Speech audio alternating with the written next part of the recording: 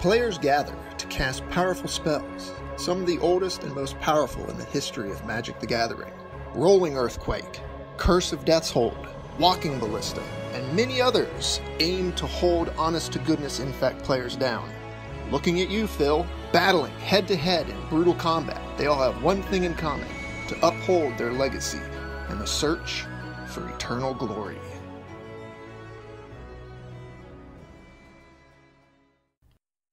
The Eternal Glory podcast is brought to you by the minds behind Bosch and Raw on YouTube, Thraben University, and theepicstorm.com.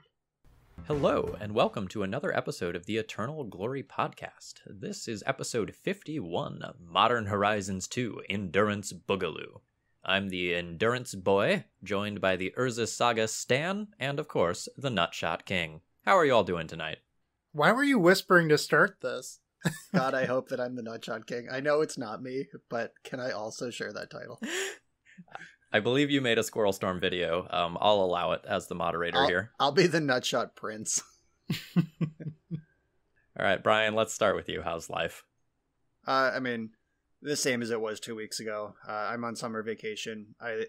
I'm going to talk about this more when we talk about our Magic stuff, but all I do is record videos right now, and I have a vacation coming up. We've talked about the beach. We've been lampooned on Reddit before for how much we talk about the beach. Complaints have been fired off, but I'm going back to the beach at the beginning of July, and that's really the only blip on my summer radar. Otherwise, I just plan on cranking out content the entire time. I am also a full-time content creator right now. It's weird. I don't know about you, but I just have this like giant to-do list next to me of like, make thumbnail, post video, monetize video, add timestamps, all that sort of stuff. It's not always the most glorious thing that people imagine it to be. It's really not. I'll just loop this all in and skip my Magic update because this is what I was going to talk about, but it's also my life update because like I wake up in the morning and I grab some sort of caffeinated beverage, and then I sit down, I record one video, I eat lunch, I record a second video, I do the editing, the back-end stuff, the uploading, rendering, make the thumbnail, upload it to YouTube, type all the video description, come up with a title, add all the tags, all that shit, and then it's dinner time. And I reconvene with my girlfriend, we eat dinner, then watch some TV, and then I like go to bed, and then repeat. Like, it really is a full-time job right now, and it feels like it. And it's a chill job. I'm playing Magic in the comfort of my own home, but it's work. As someone who is working, a full 40-hour week and trying to keep up with YouTube Mad Men, it's difficult because, like, I also have to balance that, home life with all the Magic content and work. So after the wife falls asleep, sometimes I'll start recording a video at 9:30 or 10, and I'm editing, pushing it live. And by the time I go to bed, it's like 2:30 because I've been trying to get that video out the door. It's time consuming.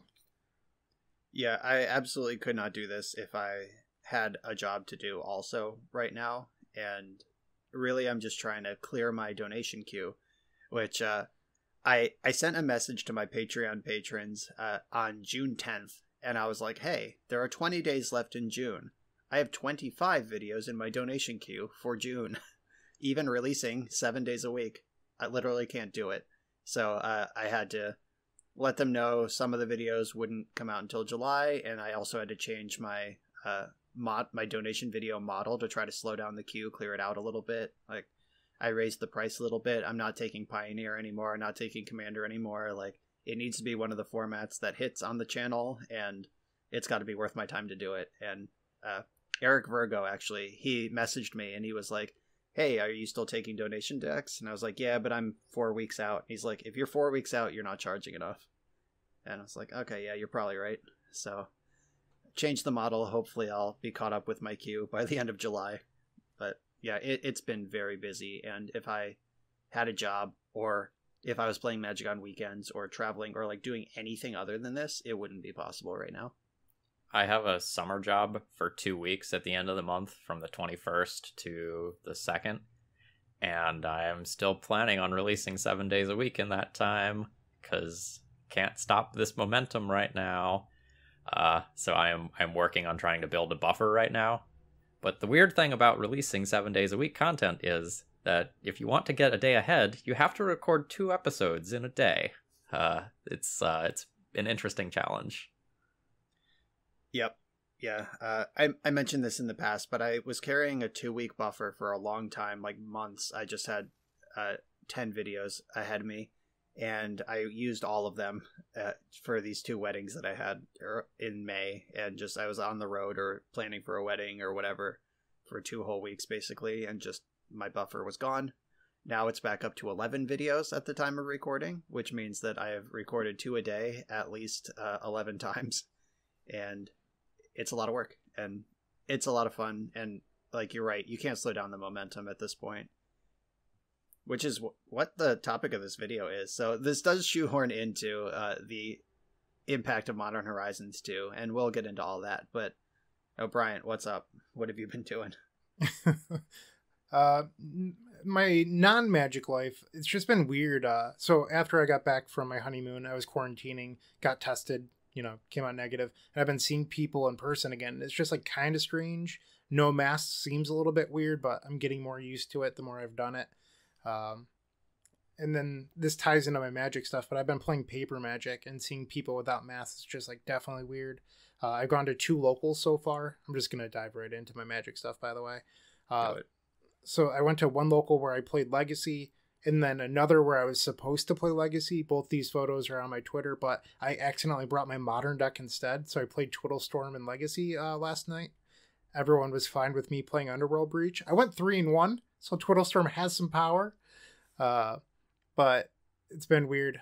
And I've cast Peer into the Abyss for the first time in paper. It's weird because you have to count all of your cards and then go, well, like Burning Wish got this one, so you subtract that sort of thing. Because you have to draw half your deck. It's just not math that I'm used to doing. Oh, you're doing it the reverse way. You're doing a judge style card count. You're not just picking up your library and counting to like 46 or whatever. Yeah. All right. Yeah, that's fair. Yeah, I want you to know, by the way, I missed that Twitter post, and I'm glad I did, because that is literally my nightmare, showing up to a Magic tournament either without my deck or with the wrong deck. Like, the only recurring dream I've had in my life is showing up to a Magic tournament, sitting down for round 1, and realizing I either don't have my deck or I open the deck box and the wrong thing's in it. Literal nightmare. And you've lived it. Oh.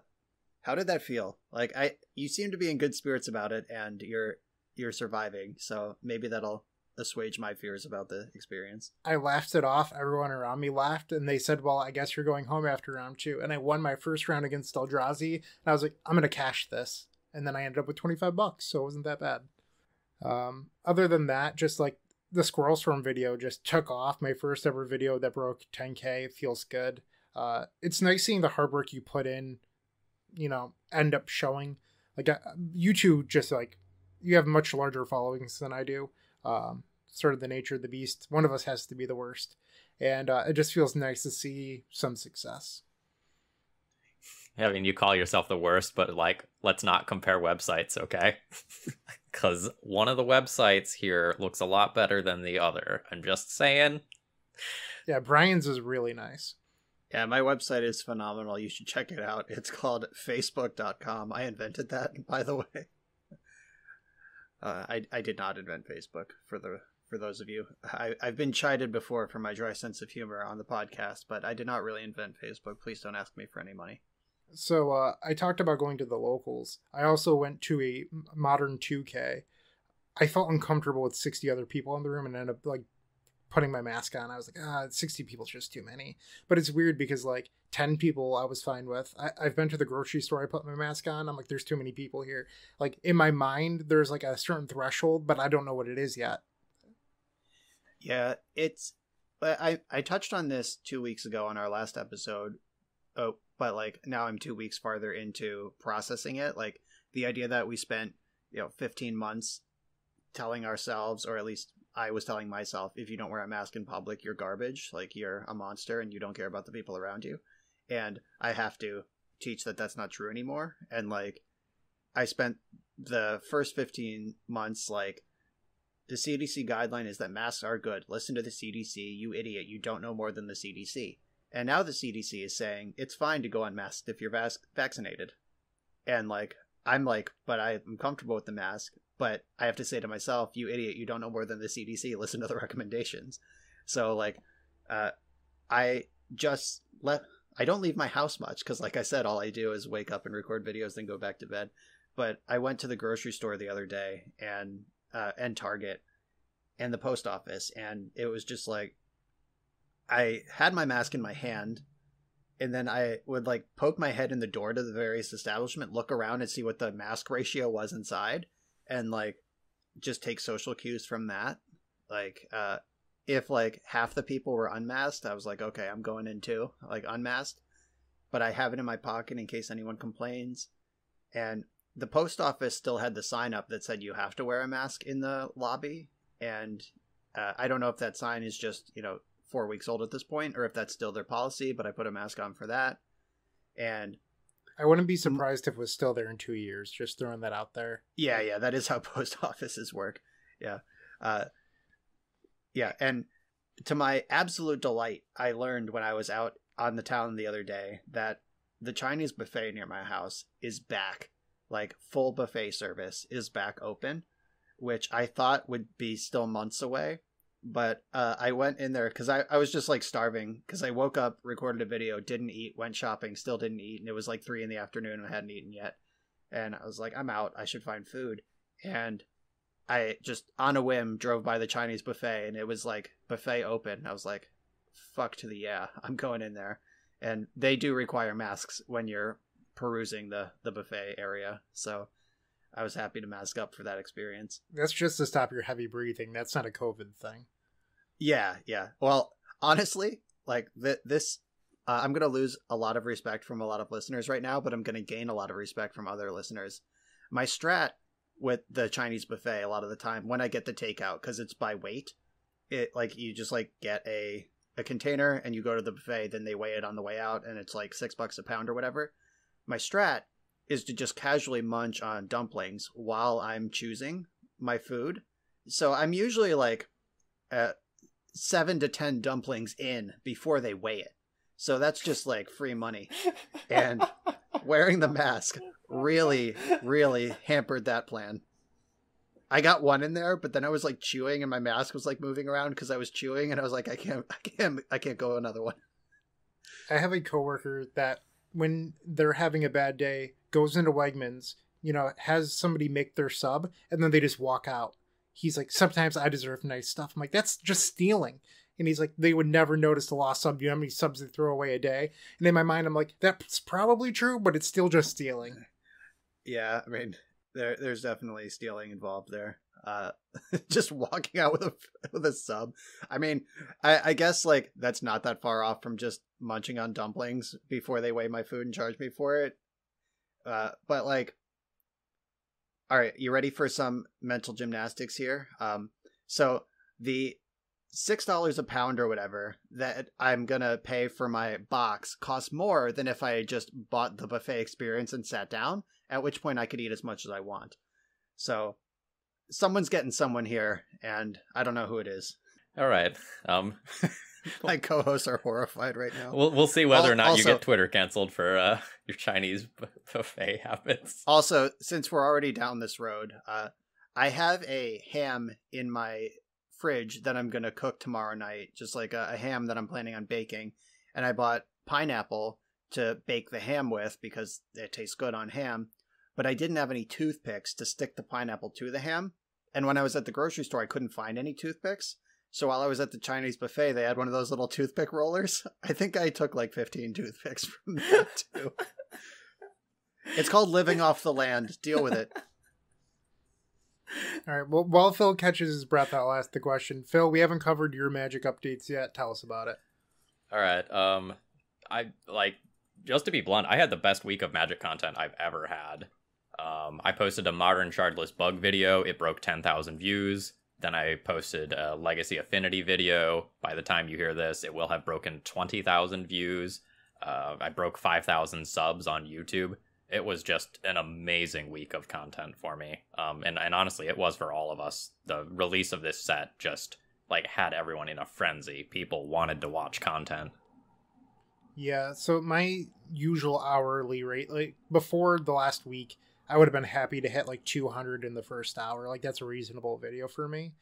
Today, I had a video hit 300 in the first hour and it was 6 of 10. Like everything's just through the roof right now. Yeah, everything is hot, and that is the subject of the cast today. Like, we're talking about the reception of Modern Horizons 2, but Bryant, I believe you have a contest you want to roll out before we get into the subject. So we've alluded to this in previous episodes. This is episode 51. We're going to have a Google form. They're going to be numbered. You need to guess who the first 50 episodes are. So there will be a slot for each episode. You have to put them by the correct episode. Hold on. What step back. What are you talking about? What are they filling in? A Google form. They're putting in the name of the intro, the special guest we had on there. So hypothetically, let's say we had Luis Scott Vargas reading our script to start the episode. You would guess, hey, I think that's Luis. You type Luis's name into episode 52. That's the sort of thing you do, but they're 1 through 50. Does that make sense? Yes. Yep. If you haven't noticed, our intro is a different person every week, and it's always some sort of person of interest to the Legacy or Magic community. So if you want to go listen to the first 50 intros over on the eternalglorypodcast.com and make guesses, what do they get, Brian? Well, you would get to select a charity, and we will donate $200 to that charity. And to throw something in it for you, I'll give you some sweet The Epic Storm swag. Right now, I'm planning on a t-shirt, assuming that I have your size. Maybe I'll throw something else in there if you get more than 25. But that's what I'm doing. Yeah, we've talked. Maybe it's not fair to say a lot, but we keep coming up with all sorts of social issues in our intros and stuff, and we care about what's going on in the world. So this is our little way of like playing a game and celebrating, like, hey, we've done 50 episodes, while also trying to give a little back to the community beyond just the Magic focused portion. Yep, this is also for the people who stick around for the intro, and not for the haters who want us to include timestamps so they can not listen to us until we're talking about Magic. So thank you, personally, you right now, who's hearing us talk right now, and I hope you get a sweet t-shirt out of the deal. At the bottom of the form, underneath the episodes, we will have a slot for your charity. Please fill in your ideal charity there. All right. I think we're ready to like hop into the real episode topic itself, right? I'm going to crack my knuckles to get ready for this. All right. Yeah, this is going to be good. Let's do it. Oh, Phil actually had an audible crack there. That was a good one. Bad. Yeah, that was nasty. All right, so we're talking about the reception of Modern Horizons 2. Who wants to kick this off? I'll say it. I think this is one of the most successful Magic sets of all time, if not the most successful Magic set. This is the most I've spent on any single set in a very long time. I bought over 100 Japanese foils from Haruya. Like, they got me. Wizards got my money. Yeah, me too. Normally, I mean, we're all Legacy players in the cast and listening. Like, that's why you're here. Normally, we know a set drops and there's 2.5 cards you probably need to acquire. Maybe 1 or 0 if you're a deck specialist. Like, it's pretty slow going. But I was actually looking at where I could just buy complete sets of Modern Horizons 2. Just what would it cost me to get 4x this set? Because I think I'm going to need all of it. One thing that I've really enjoyed since getting more into content creation, by the way, is because of Pauper, I get excited when commons are spoiled. Like, I'm just like, all right, can I use this in any of my decks? And it's just like another aspect that I have instead of always just looking at generic Storm cards. Yeah, for sure. Having been part of the Pauper community for close to a decade now, like, that is a thrill for us. And it's fun, like, on my Twitter feed, because I follow like the vintage people, the Legacy people, modern people, Magic people in general, and the Pauper people. And you just see this week I saw Andrew Cuneo tweeting that he didn't even know Modern Horizons had come out because he only plays Arena, and what's not even on his radar. And it's like, all right, that's one opinion. And then I see Alex Allman, like, oh god, Chatterstorm's gonna get banned so fast, and like then he's like talking about like what the next order consequences of what the metagame will look like after Chatterstorm gets banned, and like that's what he's in, and then like the legacy players are talking about Endurance and Ragavan, and it's just like cool to see that there's a piece of this pie for everyone out there. I'm so happy that like I'm a variety content creator right now because I've gotten to play with everything. Like, when did this set release on Magic Online? Was it the 9th? Yeah, something like that. Yeah, I think I've recorded somewhere on the order of like 14 leagues since the set came out. And like it has just been an absolute blast jamming these new cards, like trying to be one of the first people to try out some new strategy. Like, it has been so fun. Yeah, it really has been a complete delight. And like you said, being the variety creator as well, like I got sent like, you know, Pauper Storm and Modern Aether Vial, Urza Saga Affinity, and Legacy White Stacks, and Vintage 2-card Monty with Thothi Voidwalker, and it's just like, I'm all over the place, and I'm loving it. So I guess the theme here is like every Eternal format was just given a ton of life. Like, I don't think any metagame is exactly the same as it was pre-Modern Horizons 2. The night before the set dropped on Magic Online, I was like, what should I be recording tonight? And I was like, I guess I'll record Pioneer because it's like one of the few formats that's not being hit drastically by Modern Horizons 2. And a little bit bummed about this. I thought Strike It Rich was going to be in Historic. Like, it just didn't connect in my mind. So I was just like sitting there so excited to play Strike It Rich and Dragonstorm, and then was just incredibly let down when somebody told me like, yeah, obviously that wasn't going to be on Arena. Like, in my mind, that's an Arena power level card, but I'm just not allowed to play it. I don't know. Yeah, I will say the Historic Arena card pool is causing confusion from more than just you. I had somebody respond to my Modern Asmoran Cat deck, and like, wouldn't Phyrexian Tower be good here? And it's like, well, Modern is the only format you can't play Phyrexian Tower. Like, it's in Legacy and Vintage, and it's in Historic, and, you know, sorry. God, just missed the mark. Like, just side tangent here, I cannot imagine running a paper Historic event and just being like, Judge, is this card legal? And the judge being like, hold on, I have to check. I just have no idea. There's no way to know. You could cast any card against me short of like Black Lotus and Ancestral Recall in a Historic tournament, and I would believe you. So you're like, oh, okay, that's cool. I don't know about you guys, but like Pioneer and Historic, I'm just like not interested in them at the moment because I'm so excited to play with Modern Horizons cards. Like, yep. I just can't get enough of Galvanic Relay and AV. Like, I love them. Like, I have enjoyed just playing with everything. Even the cards that like barely make discussion for most like spoiler articles and podcasts and stuff, they're so good. Just like Sudden Edict. Like, that's not getting a lot of chat, but that's just like, that's an uncounterable answer to a threat from Delver, and it's great in the decks that need that. Spoiler alert, Phil sent me a deck list yesterday. Had a Sudden Edict in the board, and I was like, Phil, cut that trash. Oh man, Bryant, just sidebar. That deck did the thing a few times, and it was impressive. I believe it. I can't wait for whatever this thing is to show up. It is the Tenderizer. Ooh. It was a Grizzlebrand Storm deck. I Nice. needed to call in the big guns to help to tune it. Smart. So speaking of tenderizing,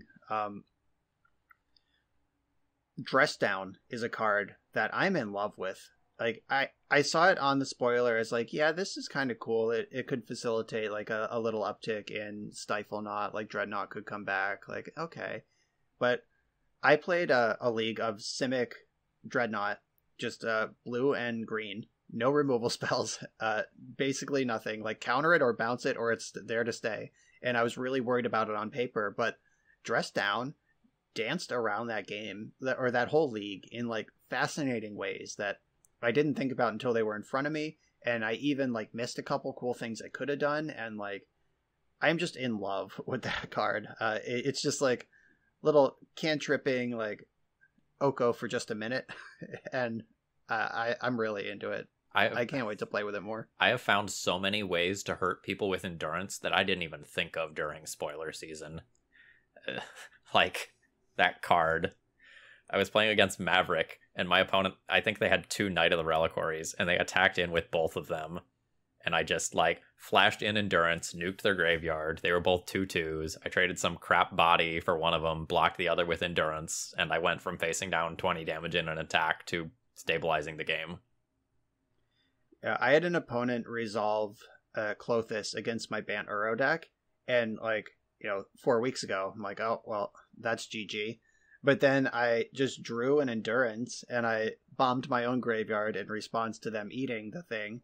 And then they could only eat their own graveyard, but it was Rug Delver that had Dragon's Rage Channeler and Murktide Regent, so like it hurts them to eat their own graveyard, plus Endurance was then clocking them around the Klothys, and like it was just so sick. Like, I'm in love with Endurance. So I think that's a good way to parlay into the next thing I want to talk about, which is our scoreboard from our preview episode. Last episode, we, rather than talk about every card in the set that might be playable, which is kind of what we're going to do tonight, or what has proved to be playable, like what's showing up and what isn't, we dug in deep on Dragon's Rage Channeler, Ragavan, Endurance, and Urza Saga. And those were cards that we thought deserved deep dives of their own. So, Dragon's Rage Channeler, we were pretty high on. Most of our conversation was around how to get yourself Delirium quickly. We were talking about Mishra's Bauble and Tarfire and just really leaning into making that a 3/3 as often as possible. And I have not seen people build in that way, but I have seen this card a lot in the last 2 weeks. I think we underrated Surveil. Like, you can do an absolute insane amount of work with Surveil if you can just, like, chain together a couple of cantrips, you set it up in the right way so the stuff you want to get milled is in the right, like, a middle spot from a ponder or something. Like, you can do a surprising amount to set that up. Like, it very much is an engine in and of itself in that way. Yeah, I was impressed by Surveil just, like, adding a +1 card to any Brainstorm or Ponder. Like, anytime you're looking for something specific, if it's not the top card, it's gone. And that also helps, obviously, feed Delirium, which, I mean, isn't a surprise. Like, obviously, the Surveil on the card with Delirium, that's the built-in combo, we get it. What I wasn't ready for was just the mono Surveil plan. Just, like, every spell, always bin the card, and I'm playing 4 Murktide Regents. Like, that was a line that wasn't on my radar, and it has been pretty powerful. I mean, Murktide Regent, obviously, I mean, we've had Tombstalker forever, but Tombstalker is not blue, and Murktide Regent can get bigger. It can also be smaller sometimes, but it's generally bigger than Tombstalker, and for 1 less mana. And your 1-drop fueling your Regent starting on turn 1 when you want to be cantripping anyway that's some good synergy. Dragon Rage Channeler is also seeing a little bit of play in Ruby Storm.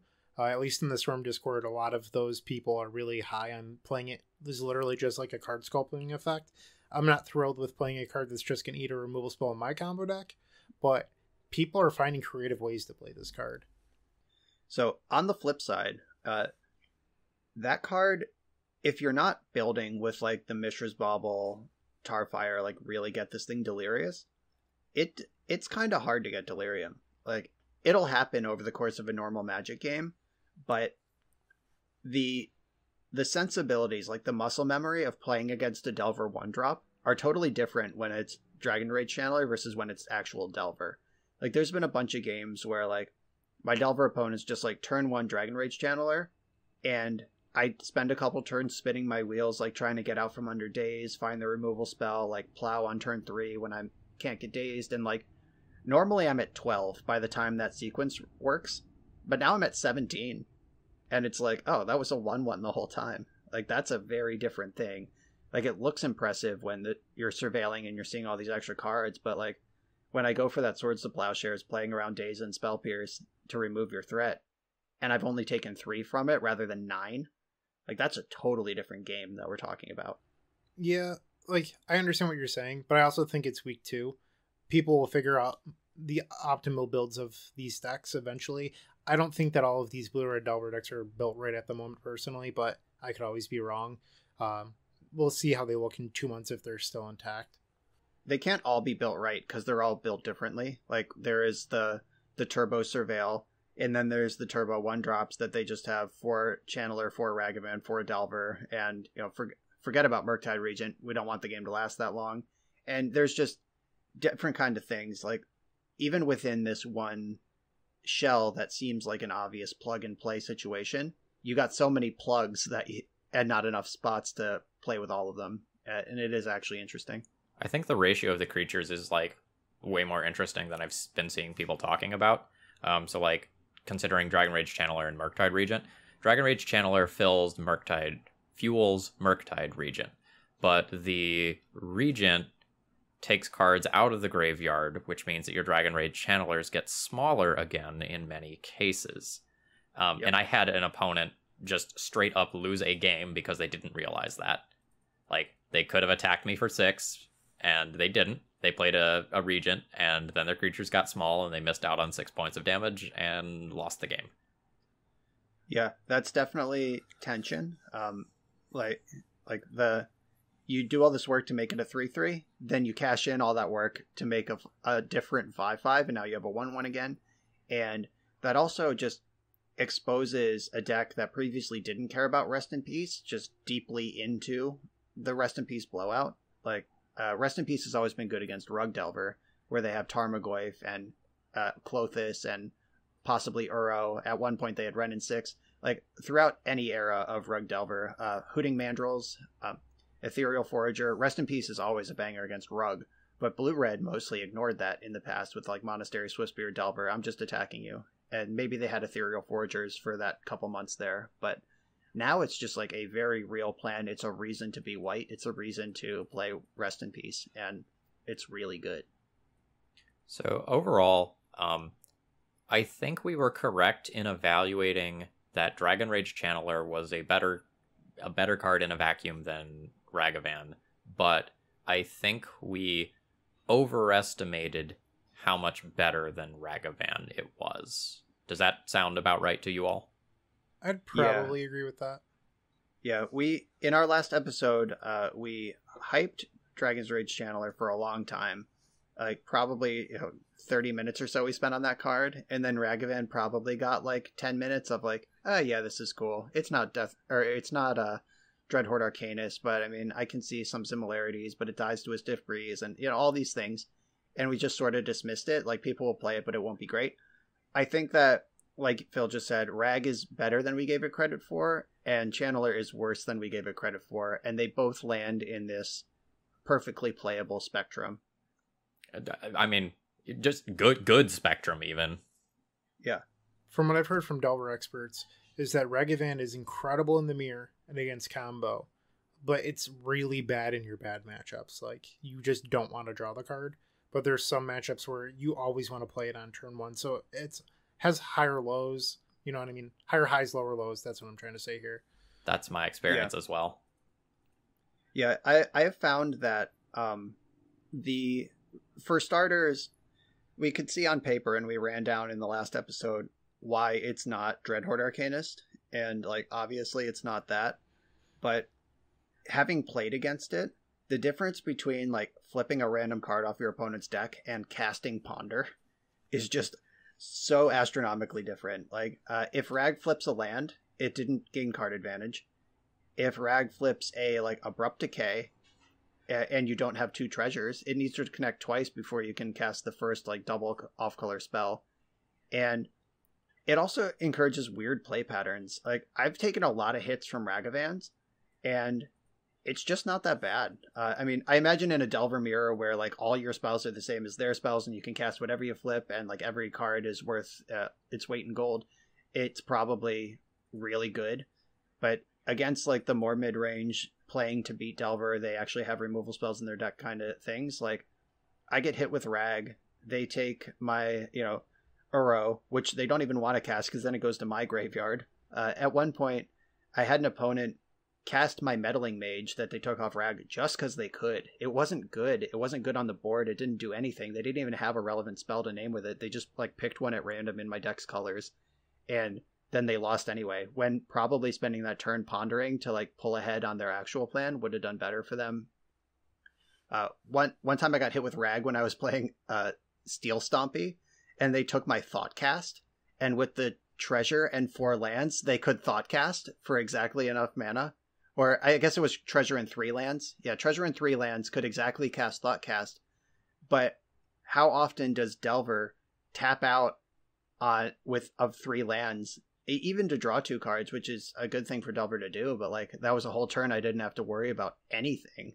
Like it just encourages these weird play patterns that, I mean, a lot of the times it's like just a 2-1.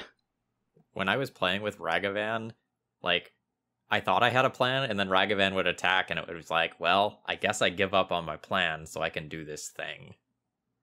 And it was very strange, because you don't want to leave the theoretical value on the table in many cases. But it just felt like I was at the whims of fate in a weird sort of way.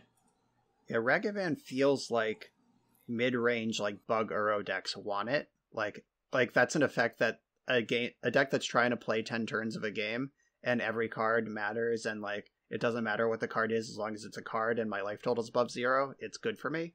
But Delver is a deck that is trying to execute a very specific low resource game plan with specific cards, and doing things like stealing a Meddling Mage or stealing a Thoughtcast, it just isn't part of Delver's plan, or they would be playing those cards themselves. So like there is some really weird push and pull there.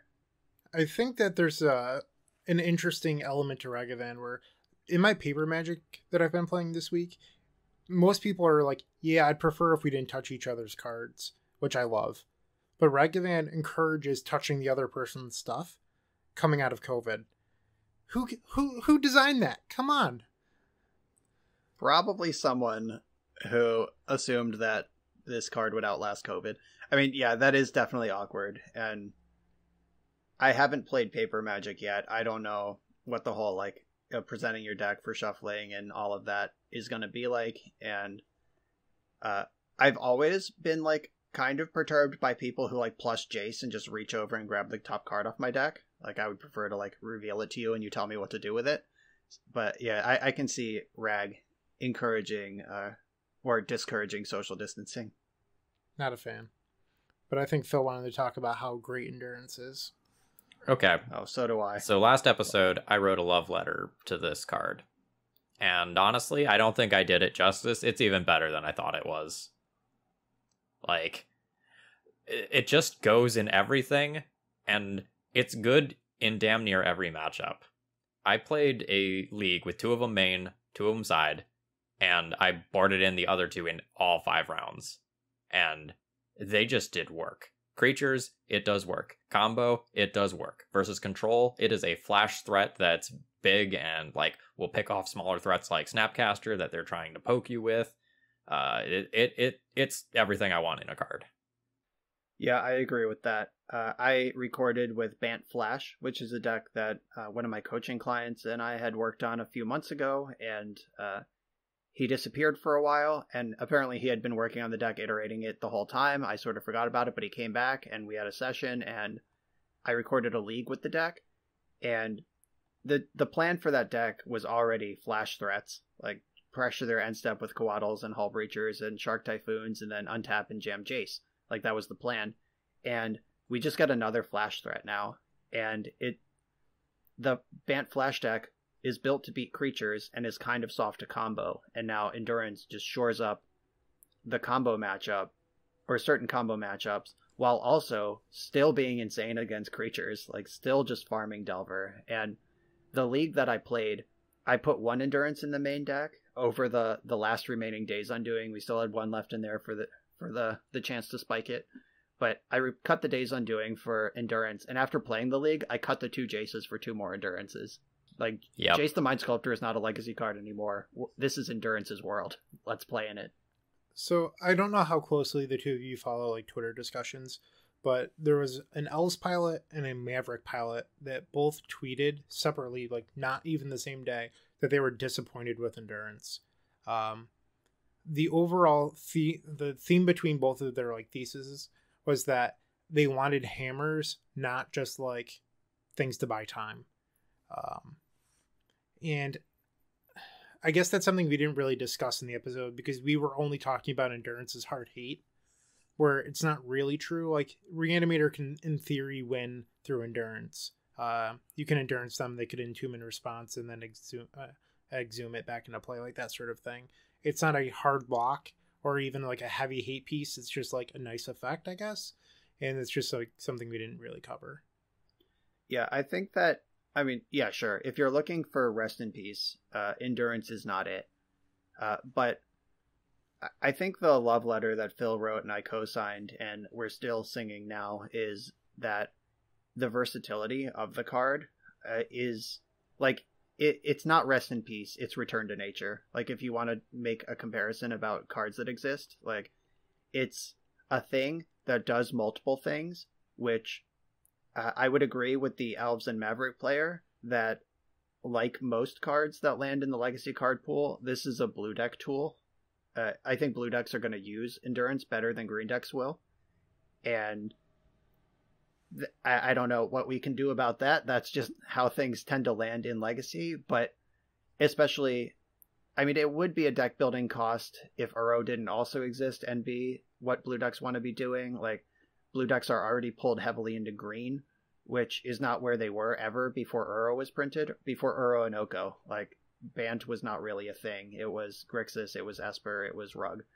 But anyway, since we're in this green world anyway, endurance just jumps right into these blue shells as just, like, we had this conversation about Force of Negation many times, and, like, as a blue player, all I want to do is get to the point where I have 3 or 4 mana in play and then do stuff. And if endurance gets me over turn 0 or turn 1 to the point where it's turn 3 and now I can endurance with a body, like, that's just everything that a fair blue wizard like myself wants to be doing. I think one of the strengths of endurance is a similar strength to what that Bant also picked up in Prismatic Ending, and that's just that sheer flexibility. Like, Prismatic Ending can be, you know, your 1 mana removal spell versus a 1-drop. It can answer a Sylvan Library. It can answer a Planeswalker. Is it instant speed? No. Is it sometimes a little mana efficient? Yeah. But does it just, like, have this, like, huge range of versatility? Yeah. And it's very, very, very rarely dead. Yeah, Prismatic Ending, I'll describe what the card does, because technically the set hasn't released yet in real life yet, even though we've been playing it for 2 weeks. This is still a spoiler episode, kinda. So Prismatic Ending is a 1 white and X sorcery, and it's exile target non-land permanent with mana value less than or equal to the number of colors spent to cast Prismatic Ending. So for 1 white, you can exile a 1-drop. For white-blue, you can exile a 2-drop, a 1-drop, or a 0-drop. And the or less is huge, because, like, I was able to clip a Chalice of the Void by spending 2 mana the other day. And like, it actually does just, like, answer most things on curve, because, like, the first white, it's not like a card, I'm trying to think of, like Death Ray, I guess is one of them. Is that what that card's called? No, Heat Ray. Like, red X, deal X damage to a target creature. Or there's some black spells that do a similar thing, like -X. Like, the first mana counts. Like, it's not like I can answer a 2/2 for 3 mana. It's I answer a 2-drop for 2 mana. And, like, that wasn't necessarily clear to me in my head, just blowing past it on a spoiler. Like, the other day I was playing a Thalia deck, and my opponent paid white and announced X is 0, and then the Thalia, they paid green. It's the old Engineered Explosives trick, and they exiled my Thalia for 2 mana with their 1 mana spell, and I was just like, wow, that's nice. But yeah, that versatility, that's what, you know, fair players want. Like, we don't want to have to choose between Swords to Plowshares and Disenchant, or like we want wilts that cycle, we want Return to Natures that do 3 different things, and we want endurance that's sometimes a body and sometimes a force of will, and that's just where the sweet spot is on endurance.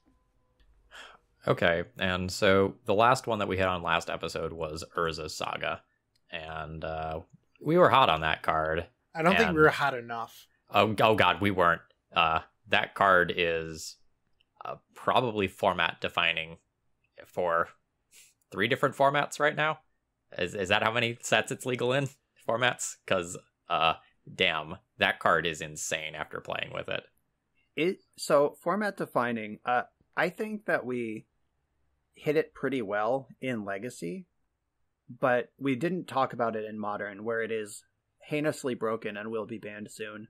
Like, don't invest in Urza Saga until they ban it in Modern. You'll get them cheaper, I promise.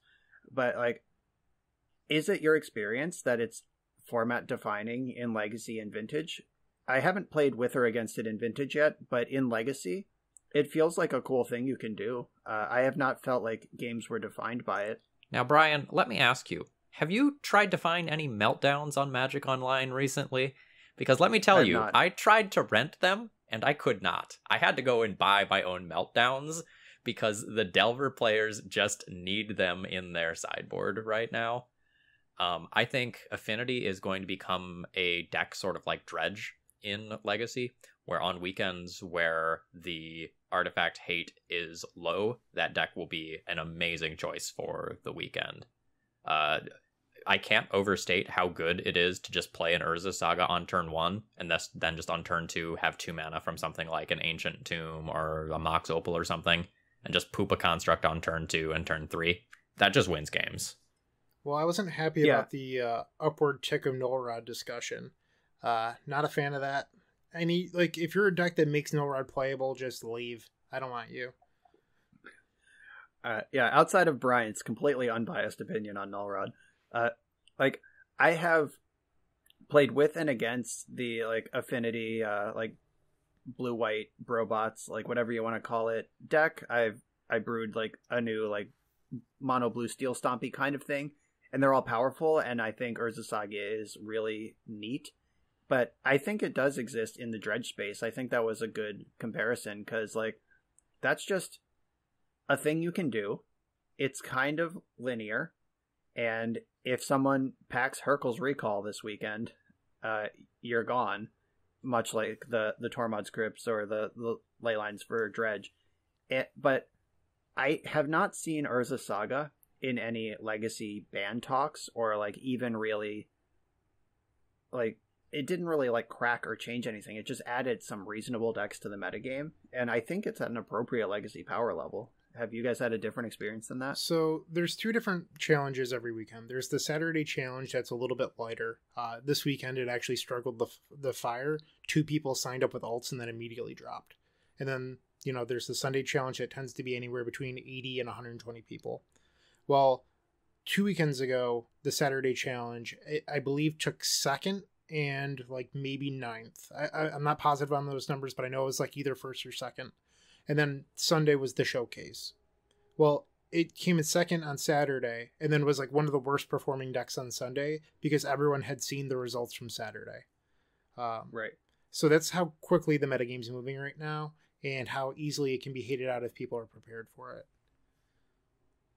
Yeah, I've played it in Vintage as well. I straight up played an Affinity deck in Vintage. No workshops. All right, Artifact deck in Vintage, no workshops. And it was surprisingly impressive. Nettle Cyst just is huge. That's a card we haven't talked about, but it's Cranial Plating for 1 more mana, and it comes with a Germ Friend attached. And it gets a butt. Yeah, I was really impressed by that. And it grows off enchantments, so your Urza Saga grows it too, which is definitely relevant. Oh, I didn't realize that. That's sweet. Oh, it's sick. Yeah, I mean, I think that Saga, things that Legacy decks already play are effective against it. Things like Wasteland and the aforementioned Return to Natures and Wilts. This land is also an enchantment, so your disenchants hit there, and the cost of your land dies after 2 turns in the Wasteland format isn't free. And I'm just totally on board with this is an appropriate Legacy power level card path right now. And cards like Meltdown exist, Hurkyl's Recall. I've actually got to... I played a 5-color Niv Mizzet Domain Yorion Zoo deck, and it's not as insane as it sounds. I actually 4-1 to that league, and the loss was a heartbreaker. That would have been a great one to get in the public record with a trophy.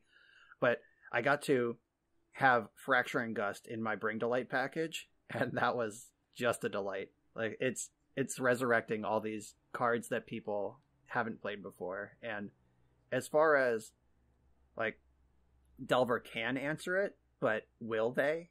Like, I think adding more tension, like stretching the Delver sideboard harder, is a good thing for Legacy. Agreed. Like, if you have to decide, if you have to decide between Meltdown or Blazing Volley with that last sideboard slot, someone's gonna rant you because you picked the wrong one, and or you're gonna win the tournament because you picked the right one, and I like that a lot.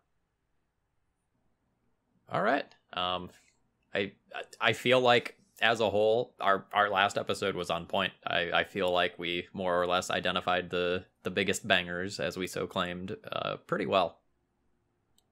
Yeah, scoreboard that one. Count it. So I think that Bryant wants to talk about the ban discussion. I think we all do. Like, whoa. 24. It's not Mommy that I and Daddy are about ready it. to fight. It's not that I want to talk about it. It's that Phil said that people are crying on Twitter. His exact words that he typed out, crying on Twitter over Blue-Red Delver bans. Like, I've been fired up all day, ready for this shit. I was so angry when I read that in the show notes.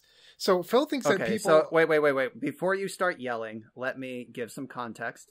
The context is that literally within 24 hours of Modern Horizons 2 becoming legal on Magic Online, there was serious conversation on Legacy Twitter to ban cards out of Blue-Red Delver. And I think Ragavan was the original target of this discussion.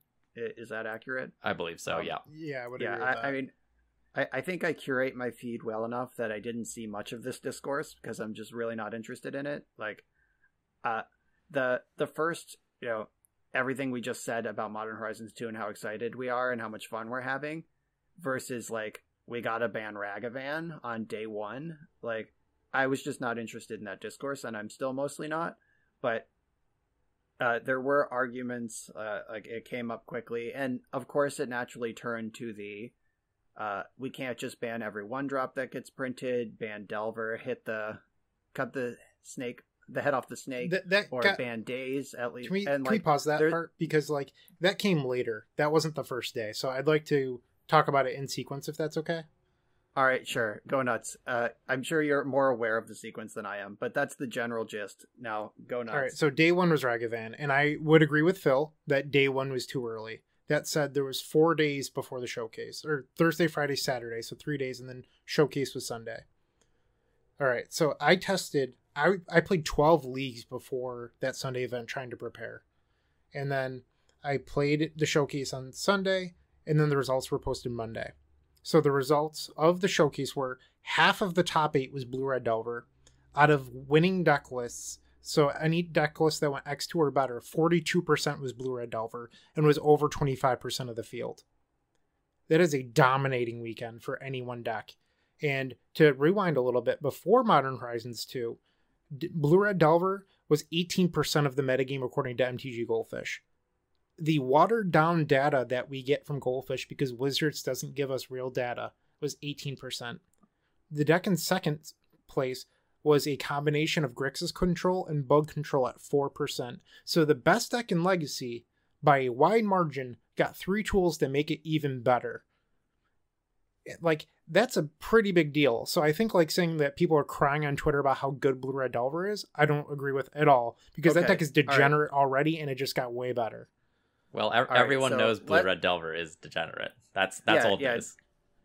And also, I would disagree with that. It's not degenerate. It's just a deck you can play. It's Delver and it's good. Delver's always good.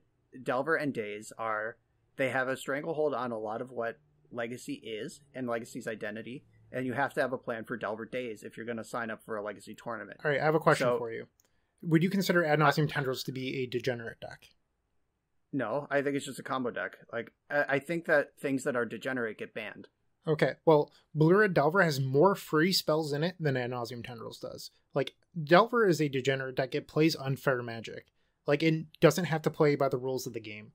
it plays threats. And Wait, then what that's format do you think you're playing right now? Did you sign up for a Pioneer tournament? You get free spells in Legacy. Get with the program. Like, what is the problem here? Sure, like, maybe... I am on the camp that if you're going to ban something, if you must, it should probably be Daze. But, and I've said that on this cast before. I've said that Pauper gives us historical context to fix Delver dominance by banning Daze in an Eternal Magic format. And I think that's a good place to start. And that's the most egregious of the free spells because it's not a 2-for-1. And the decks that play it don't care about losing a land for what they gain. But, like, if you're going to, like, talk about your, like, and how are you defining free spell, by the way? Because Dark Ritual is a free spell, Cabal Ritual is a free spell, Rite of Flame's a free spell. Are you talking about cost 0? Because there's a lot of those free are spells not free spells in Ad Nauseam Tendrils. Yes, they are. They're better than free. They pay you to play them. Like, so if we're gonna have this conversation, like, you're just wrong on that. Like, have you ever tried to cast Dark Ritual through Athalia? It is not free. Like, there's a difference between actual... Neither is Force of Will. It is technically a free spell. By definition, you do not have to pay mana. That is what free means.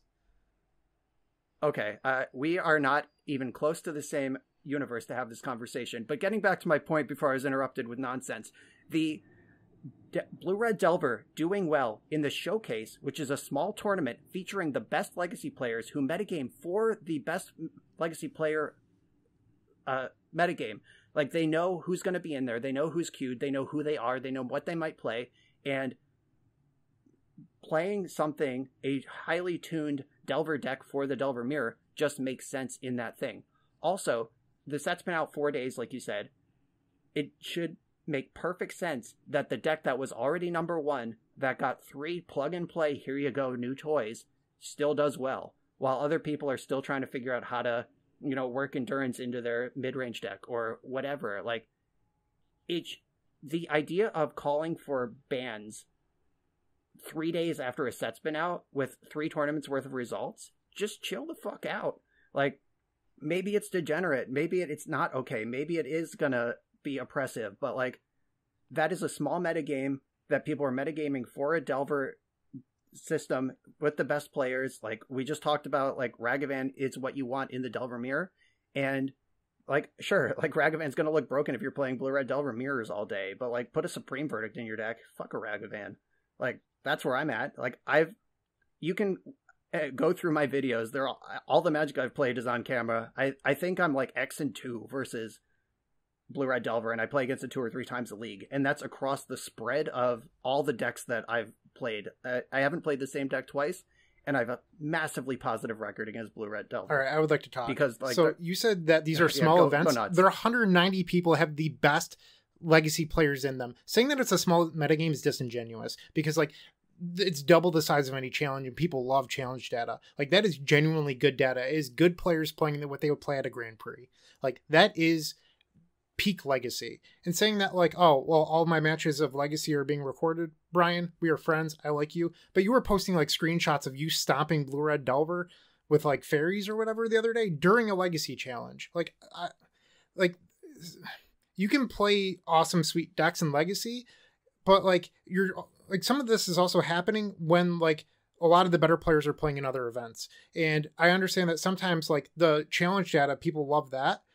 The Jarvis Hughes of the world, Daniel Goetschels, Rich Kelly's, they don't play in challenges. And people are talking about how, like, Blue-Red Delver didn't do well this weekend. All of the best players aren't playing in, like, a random Saturday challenge at 7 in the morning. They play in the showcases because those have real value to them. Like, just saying that these showcases don't matter because they happen 4 days after a format came out, that's just not true. Like, that's the biggest opportunity we had to look at Modern Horizons. And saying that it doesn't matter because it's a new set. The last 3 years, anytime something good has been printed, Blue-Red Delver has been the culprit of why it gets banned, or Blue-Red X Delver, because sometimes there's green in there. But that Delver shell is the issue. We're seeing cards like Ren and 6 get banned, Oko get banned, Dreadhorde get banned. It's plug and play at this point because the core is so strong. People are on Reddit are talking about Expressive Iteration, an uncommon out of a new set, because it's a glorified Night's Whisper in this deck that pushed Delver up to 18% of the metagame. Yeah, Delver is good. It's probably too good. We've had that conversation 1,000 different ways on this podcast and everywhere else. Like, the calling for Ragavan to get banned the day a set comes out versus I don't agree with that. arguing that the Delver shell is not okay. And like, if we're gonna like, so like I just said, like, either put Supreme Verdict in your deck, understand that, like, you know, playing decks that just lose to days, like decks that have like Trinisphere in them, are probably not legacy playable anymore. Or we can, you know, have a real argument about whether it's Delver Days or both that should leave to actually break up the shell. And like, the problem here isn't that, you know, I'm stumping for Delver. I'm stumping for people shutting the fuck up and playing with the new cards and letting things settle down for at least a week. This set is not even legal. It is June 15th when we're recording this. This set releases in paper on June 18th. This set is not even legal in Paper Magic. The pre-release just happened 2 days ago, and there's already people firmly arguing for bans out of this set. Like, Urza Saga in Modern is broken. Like, that is obvious. It's on the table, and I don't expect that card to be long for the world, and I'm fine with that. But I just think my issue here is the issue with the people who use data just, like, as if a number is worth a ban. Like, oh, 40% of the metagame, too good, get rid of it. It's been 4 days. Like, we don't even, like, we just talked about now, the deck space, like, the Blue-Red Delver got Dragon Rage Channeler, got Ragavan, got Murktide Regent. What 12 cards do you cut from the tight Blue-Red Shelver deck to make room for all of those?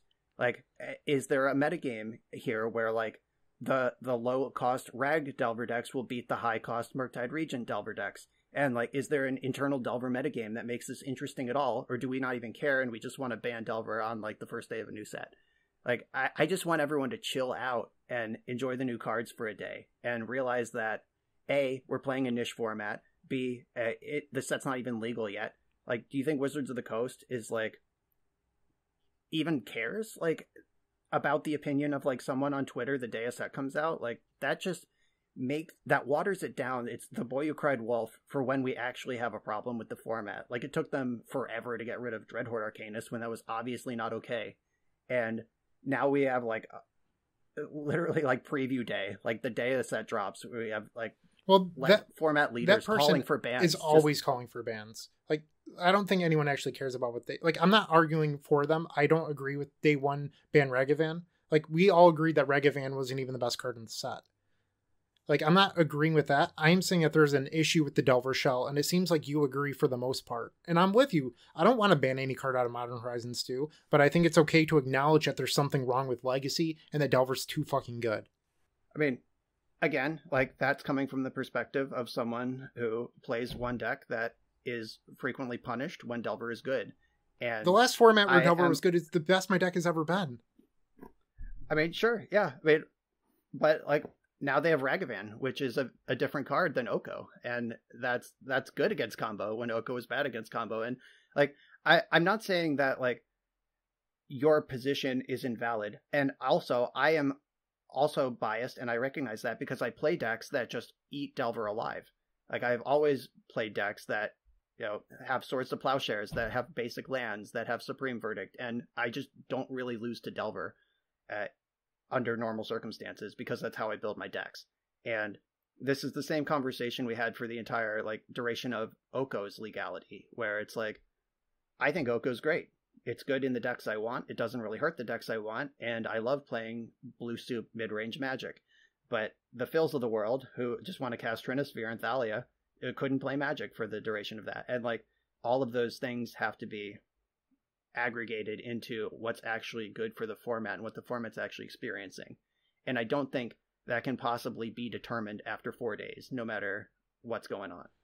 Well, I don't think it's the 4 days thing that matters, to be honest. Like, even before Modern Horizons came out, it was pretty apparent that Delver's an issue, but no one was talking about it because there had just been a ban a month prior. And the fact that Delver got 3 new things has raised awareness for people. And I'm not trying to say ban Ragavan. That's not what I'm trying to do here. So Delver didn't get new things in that argument shell. Like, Delver had got some new toys to plug into the shell, but the argument is that the shell is busted. Like, if people were talking about Blue-Red Delver's dominance with Ethereal Forager before we had Murktide Regent. The whole like Modern Horizons 2 catalyst is just not even important to the conversation.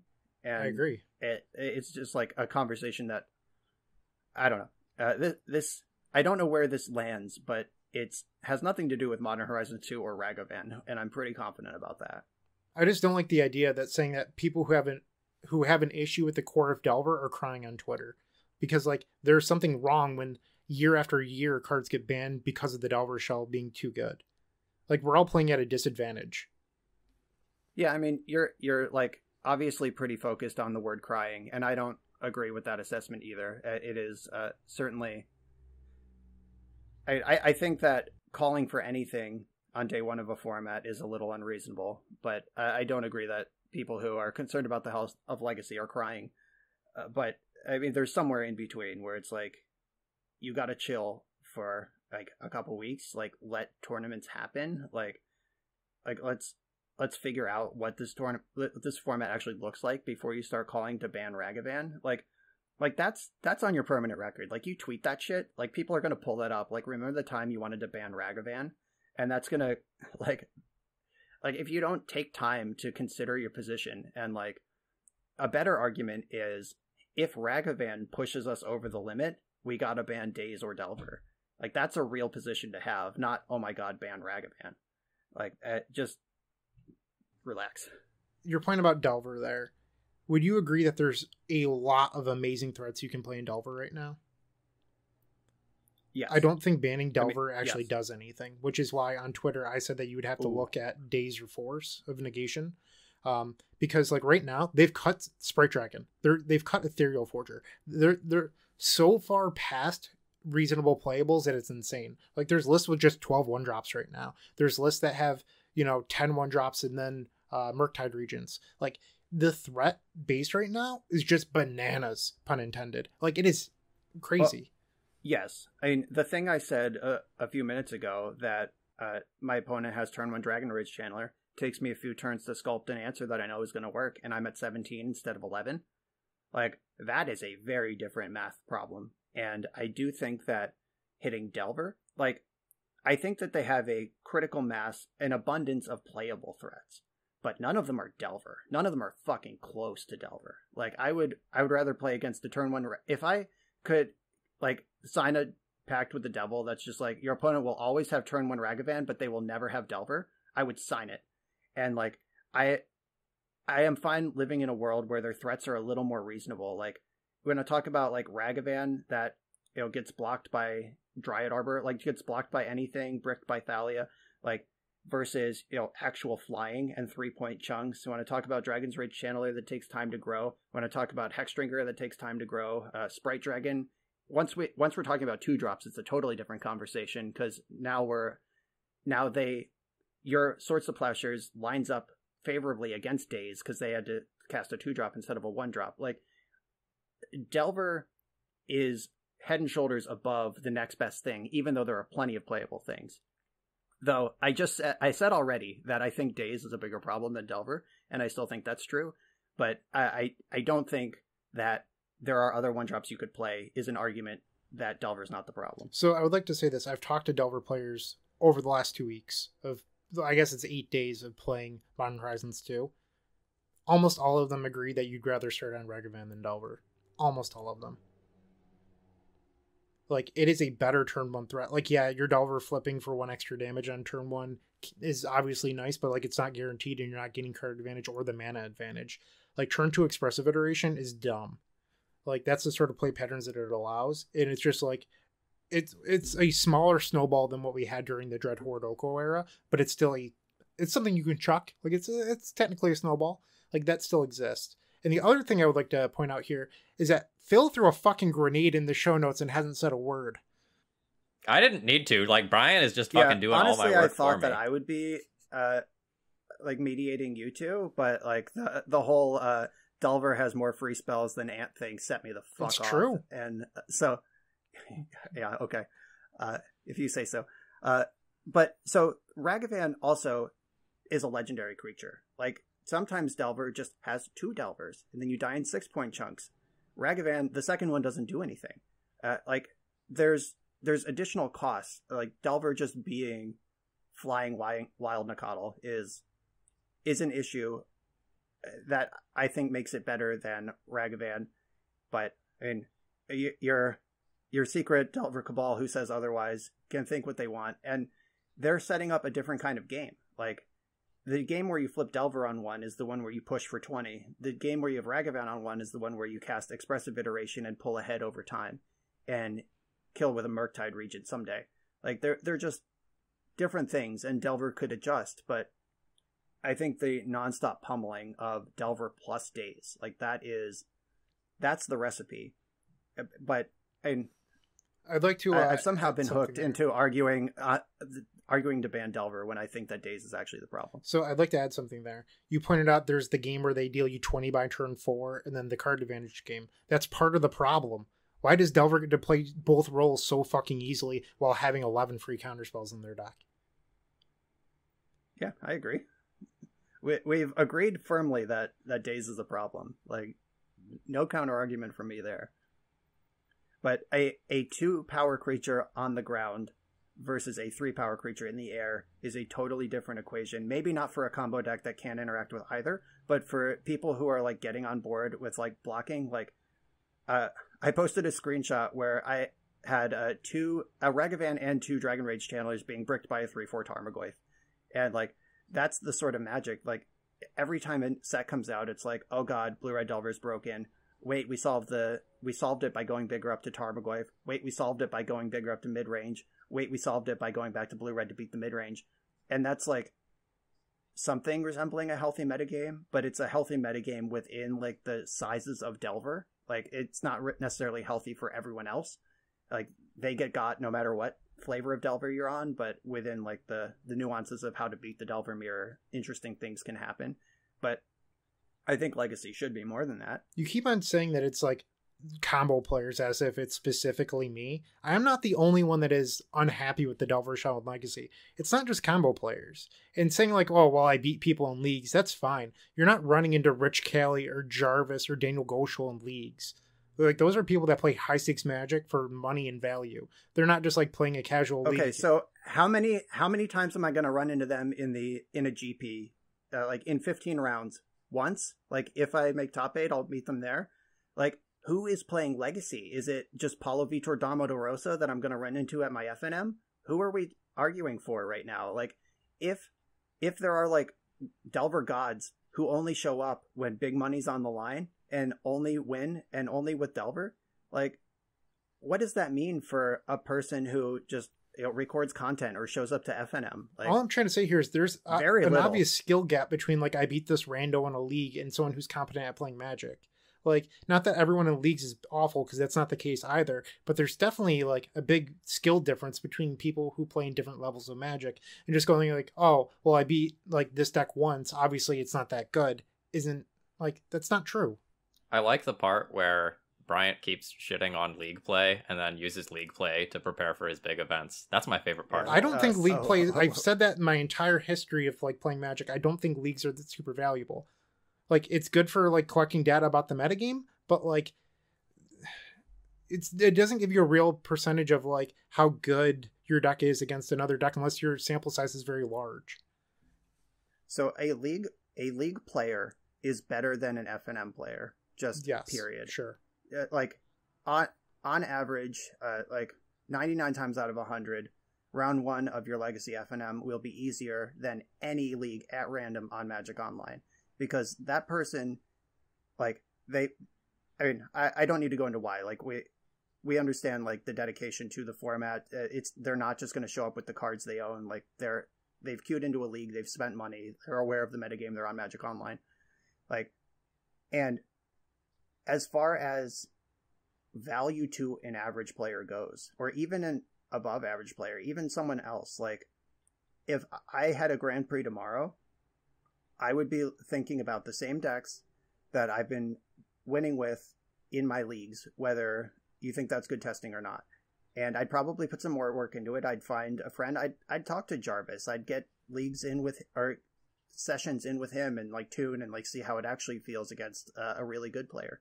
But to say like it's, I don't know, like I think that the complete dismissal of League play as valuable at all. I didn't say it has no value. I think disingenuous. saying that this deck isn't that good because I beat it in a league, like, that's just not great. I mean, that's not what I'm saying. Like, that's an extremely reductive version of what I'm saying. And what I'm actually saying is that having the Legacy experience that I do and understanding how things move behind the curtain, like what is happening in a game that I win versus what is happening in a game that I don't win, at the theoretical level, what kind of cards line up well against what Delver wants to do, what kind of strategies outmaneuver what Delver wants to do. Like, there are lots of times where I'm doing something fundamentally different than Legacy Twitter is doing in the same matchups, and I'm experiencing success with that because I found the pinpoint and I pulled it. And playing leagues, playing any Magic, just playing with your friend, just getting a feel for like jamming that endurance on turn 3 to keep you off Murktide Regent, but I got dazed, versus waiting till turn 4 and having the endurance resolve, but you might have Murktide Regent. Like, those moments, those only happen by getting the reps, and you get the reps with the leagues. Like, not everyone can just, call up Jarvis and test with him. And I mean, I could, but I still just, that's not available to everyone, and it's just not that important because your FNM opponent is not going to be Jarvis.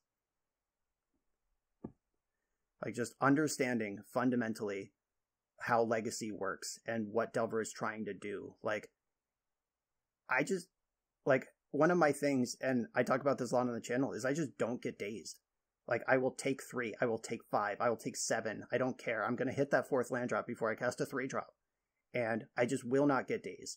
And that's, like, unless I'm dead on board, obviously. I mean, there are exceptions, but, like, the type of person who's just like, plow your Delver on turn 1 because I'm scared to get dazed, now I don't have a removal spell. Like, that I don't know.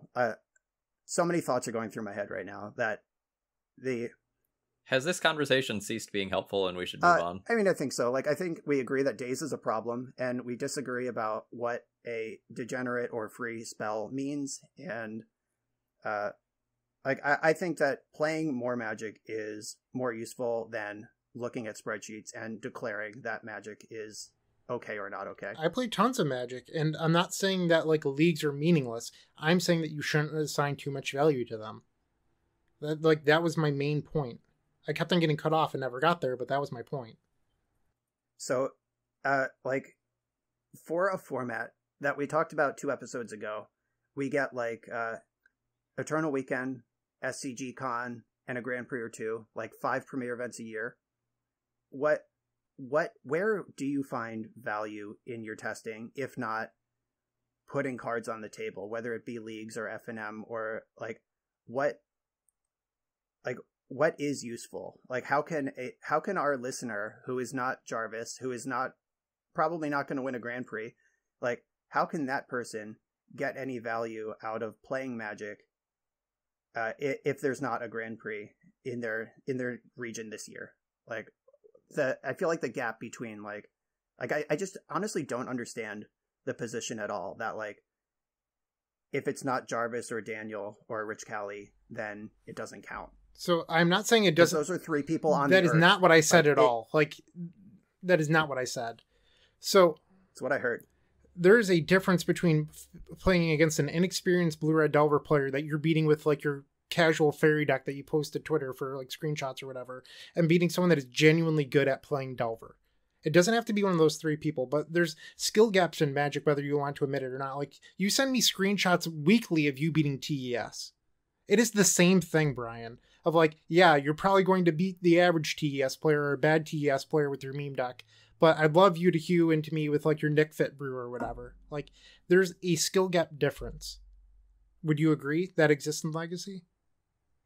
I don't think anyone has ever argued that point, and I'm not sure why you're hitting it so hard. Because you just said, like, you're trying to make it seem like I think that there's only 3 good Delver players, when that wasn't my case at all. And obviously, the variance of your quality of opponent is one of the levels of variance that exists in Magic, and always will, and always has. I don't think anyone's doubting that. Like, Brainstorm is a skill testing card. We all play Legacy. We know that. We will probably never know exactly how any opponent in any match played the game. Like, if you win a game on turn 9 that your opponent cast a turn 3 Brainstorm in, they might have lost that game in that moment. And you'll never know that because based on the cards you saw by the end of the game, it looks like you just beat them and there was nothing they could do. You outplayed them. But there's tons of tiny decisions that we'll never see. But we're making those decisions too. Like, you're still, like, everyone, like, the assumption that the average League opponent is just like some Bigfoot who just found a computer and logged into Magic Online is preposterous. Like, Magic players in general are pretty smart, and if you're dedicated to the point where you have a Magic Online account and a collection or a loan account and you're in these games, like, maybe they're not Jarvis, but they're not, like, your dog either. And that play is valuable. All right, I have something I'd like to say here. So there was something that happened about 1.5 years ago, and that maybe 2 years ago at this point. They reduced the cost level into leagues. It went from 12 tickets down to 10, and then they changed the prize payout so that 3-2 got money because they wanted a more casual feel. What happened at this point is it made it a lot more free for people to start playing their meme decks in leagues. Like, you just saw the level of competition change quite a bit, and a lot of the people that were spikes quit playing in leagues and went to prelims. And so now when I queue into leagues and I lose against Squirrel Stompy or whatever Phil streamed with the previous stream, that data isn't as good to me when I'm losing to something that I am not likely to face when I'm trying to top 8 a challenge or top 8 a showcase. While it's super sweet that I lost to Squirrels with a Chalice of the Void in play, that's not good data to me. Like, because leagues are a lot more casual now, it's tougher to get meaningful data out of them when I'm trying to spike big events. So you ask me what I care about. I care about winning medium to large events, and that's my goal in Magic. But when I pair into leagues and people are just playing their meme decks, sometimes it's frustrating because, like, that's not useful to me in any sort of way. And I understand Legacy is a huge format where people can play whatever they want, but when I'm only trying to win large events, that stuff isn't helpful. Until you get paired against Mud in fucking round 10 of an SCG Open. And then it's real nice to have that experience. Yeah, I agree that if you are looking to get specific testing against the winner's metagame or the expected winner's metagame, that playing against Squirrel Stompy is not useful. But constantly in my videos, whether I'm playing a meme deck or not, maybe I'm playing just Rug Delver, and I see an opponent do something weird, like something that doesn't make any sense, like, what is in this deck? And then the muscles to, like, okay, why would they do this? Why would this card be in their deck? Oh, they probably have this, this, this. I should prioritize this, this. And, like, those muscles matter. That's just good Magic the Gathering fundamentals, and it's fundamental understanding of Legacy versus just, will the Thoughtseize in the sideboard be better than the Extract in like round 10 of the Grand Prix? Like, you should be on a Discord call with Jarvis testing that match heads up over and over, jamming games if you want that repetition. But if you just want to play Legacy and understand what people might bring and what the card pool can offer, then leagues are just fine. Okay, we're moving on. We have an actual I would just set like of to things make to one talk more about note. in this episode. One more whatever. note. Phil put crying in the show notes. No. We talked about how we were going to have this big thing. He said one thing during that entire conversation. It was a small dig at me, and then nothing else. Didn't need to. Like, Brian straight up. Yeah, I was not expecting for that to go how it did. Well, we're an hour and 25 minutes into the podcast now, so we can we should change the title to should we ban days and is league play valuable? So, all right. Phil, bring us in. So the next, So the meat of this episode was supposed to be like legacy decks to have on your radar. What's the next big thing? And so we're going to go through a couple of things that, like, if you're a legacy player, you should be aware of how these decks work and what's in them. And the first is a deck that we've already alluded to a little bit, and that's the Bant Control deck that's running around. And it's really weird to have a week 1 control deck being so central to the format and being so good. Brian, like, do you kind of want to comment on that a little bit? Yeah, I mean, Bant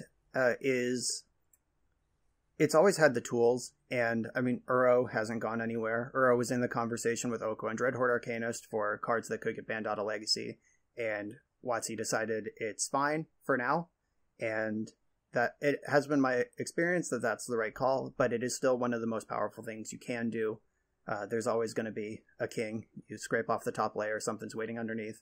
So, yeah, Uro will always be here, and like I said, like what came up in that multiple times in that previous conversation, like hitting extra land drops, having basic lands, having 1 mana removal, having Supreme Verdict or Terminus, like those are all great things to be doing in both an unknown metagame and in a Delver metagame.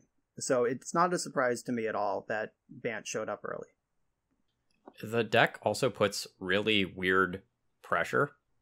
So, like, let's say you're playing a deck that has a pair of 2/2s into play. Can you attack into 3 mana? Like, can you attack into that 3/4 Endurance or into Icefang Coatl? Are you winning the game where you're not attacking and you're trying to, like, wait until you have a removal spell to attack? The deck is really scary to play against, and the 3/4 size of Endurance just eats so much of Legacy's aggressive threat brace and lives to tell the tale. Yeah. In between rounds of the challenge this weekend, I was clicking through streams. More than once, I saw an opponent not attack into just an empty board for control because they were afraid of those flash threats. Yeah, it's like lose the game level of bad when your opponent's just cast an Endurance and, like, you lose, like, let's say you have, I don't know, a meddling mage on a removal spell or something like that. That's, like, somewhat important to your game plan. If you just lose that card, it's not just, like, losing 2 damage. Like, now your opponent has become the aggressor, you've unlocked other of their spells. Like, it's disaster level a lot of times to attack into mana. Like, I am not excited to be playing a deck like Death and Taxes currently, where, like, all my creatures die to Endurance. Yeah, Shark Typhoon was, like, the king of doing that. Like, that's the reason that the various shark piles I brewed over the last year and a half, 2 years are even playable. Like, a flash threat that messes with combat is just not something that Legacy is used to dealing with. Like, there's always been, or at least for the recent era, Snapcaster Mage has existed. Icefang Coatl's been around for 2 years now, but something beefy, like something that could eat Thalia in combat, like that sort of level, there hasn't been much. And with Shark Typhoon plus Endurance now, like, attacking into 4 or 5 mana, it just as some creature deck is dangerous. For those of us that have been around for a while, it has very similar play patterns to Restoration Angel in Standard. Oh, yeah. That's a great comparison. Yeah, I remember during that Standard format, I think Restoration Angel and Collected Company overlapped a little bit in Standard, and I remember watching SCG coverage where basically every turn 4 of every game for the entire tournament, Patrick or Cedric would make the joke like, oh, they didn't have a play on turn 4. That's so unlucky. They just passed the turn.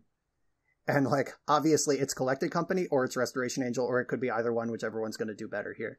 And it is very much like playing against those cards. So I'd like to talk about, since we're on the topic of control decks, how good Prismatic Ending is.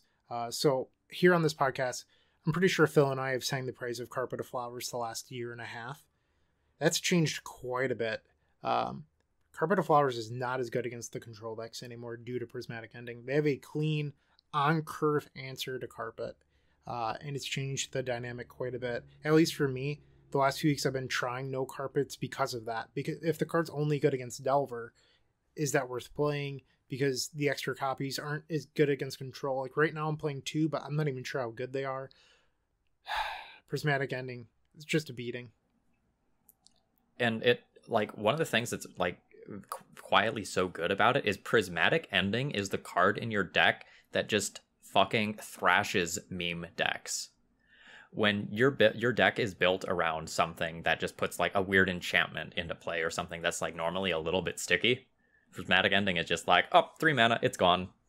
And like it is so good at dealing against the decks that you might come up in, like, say, rounds 1 through 3 of a paper event or something like that, where like you might not be metagamed to fight against them, but like this card just checks all the boxes you need it to check in a way that's also just good in the early turns, unlike something like Council's Judgment. Well, so there used to be this like flex spot, and I've played a lot of Miracles in my life, where it would be like Council's Judgment, unexpectedly absent. Sometimes in really aggro heavy metagames, extra copies of Path to Exile or Engineered Explosives.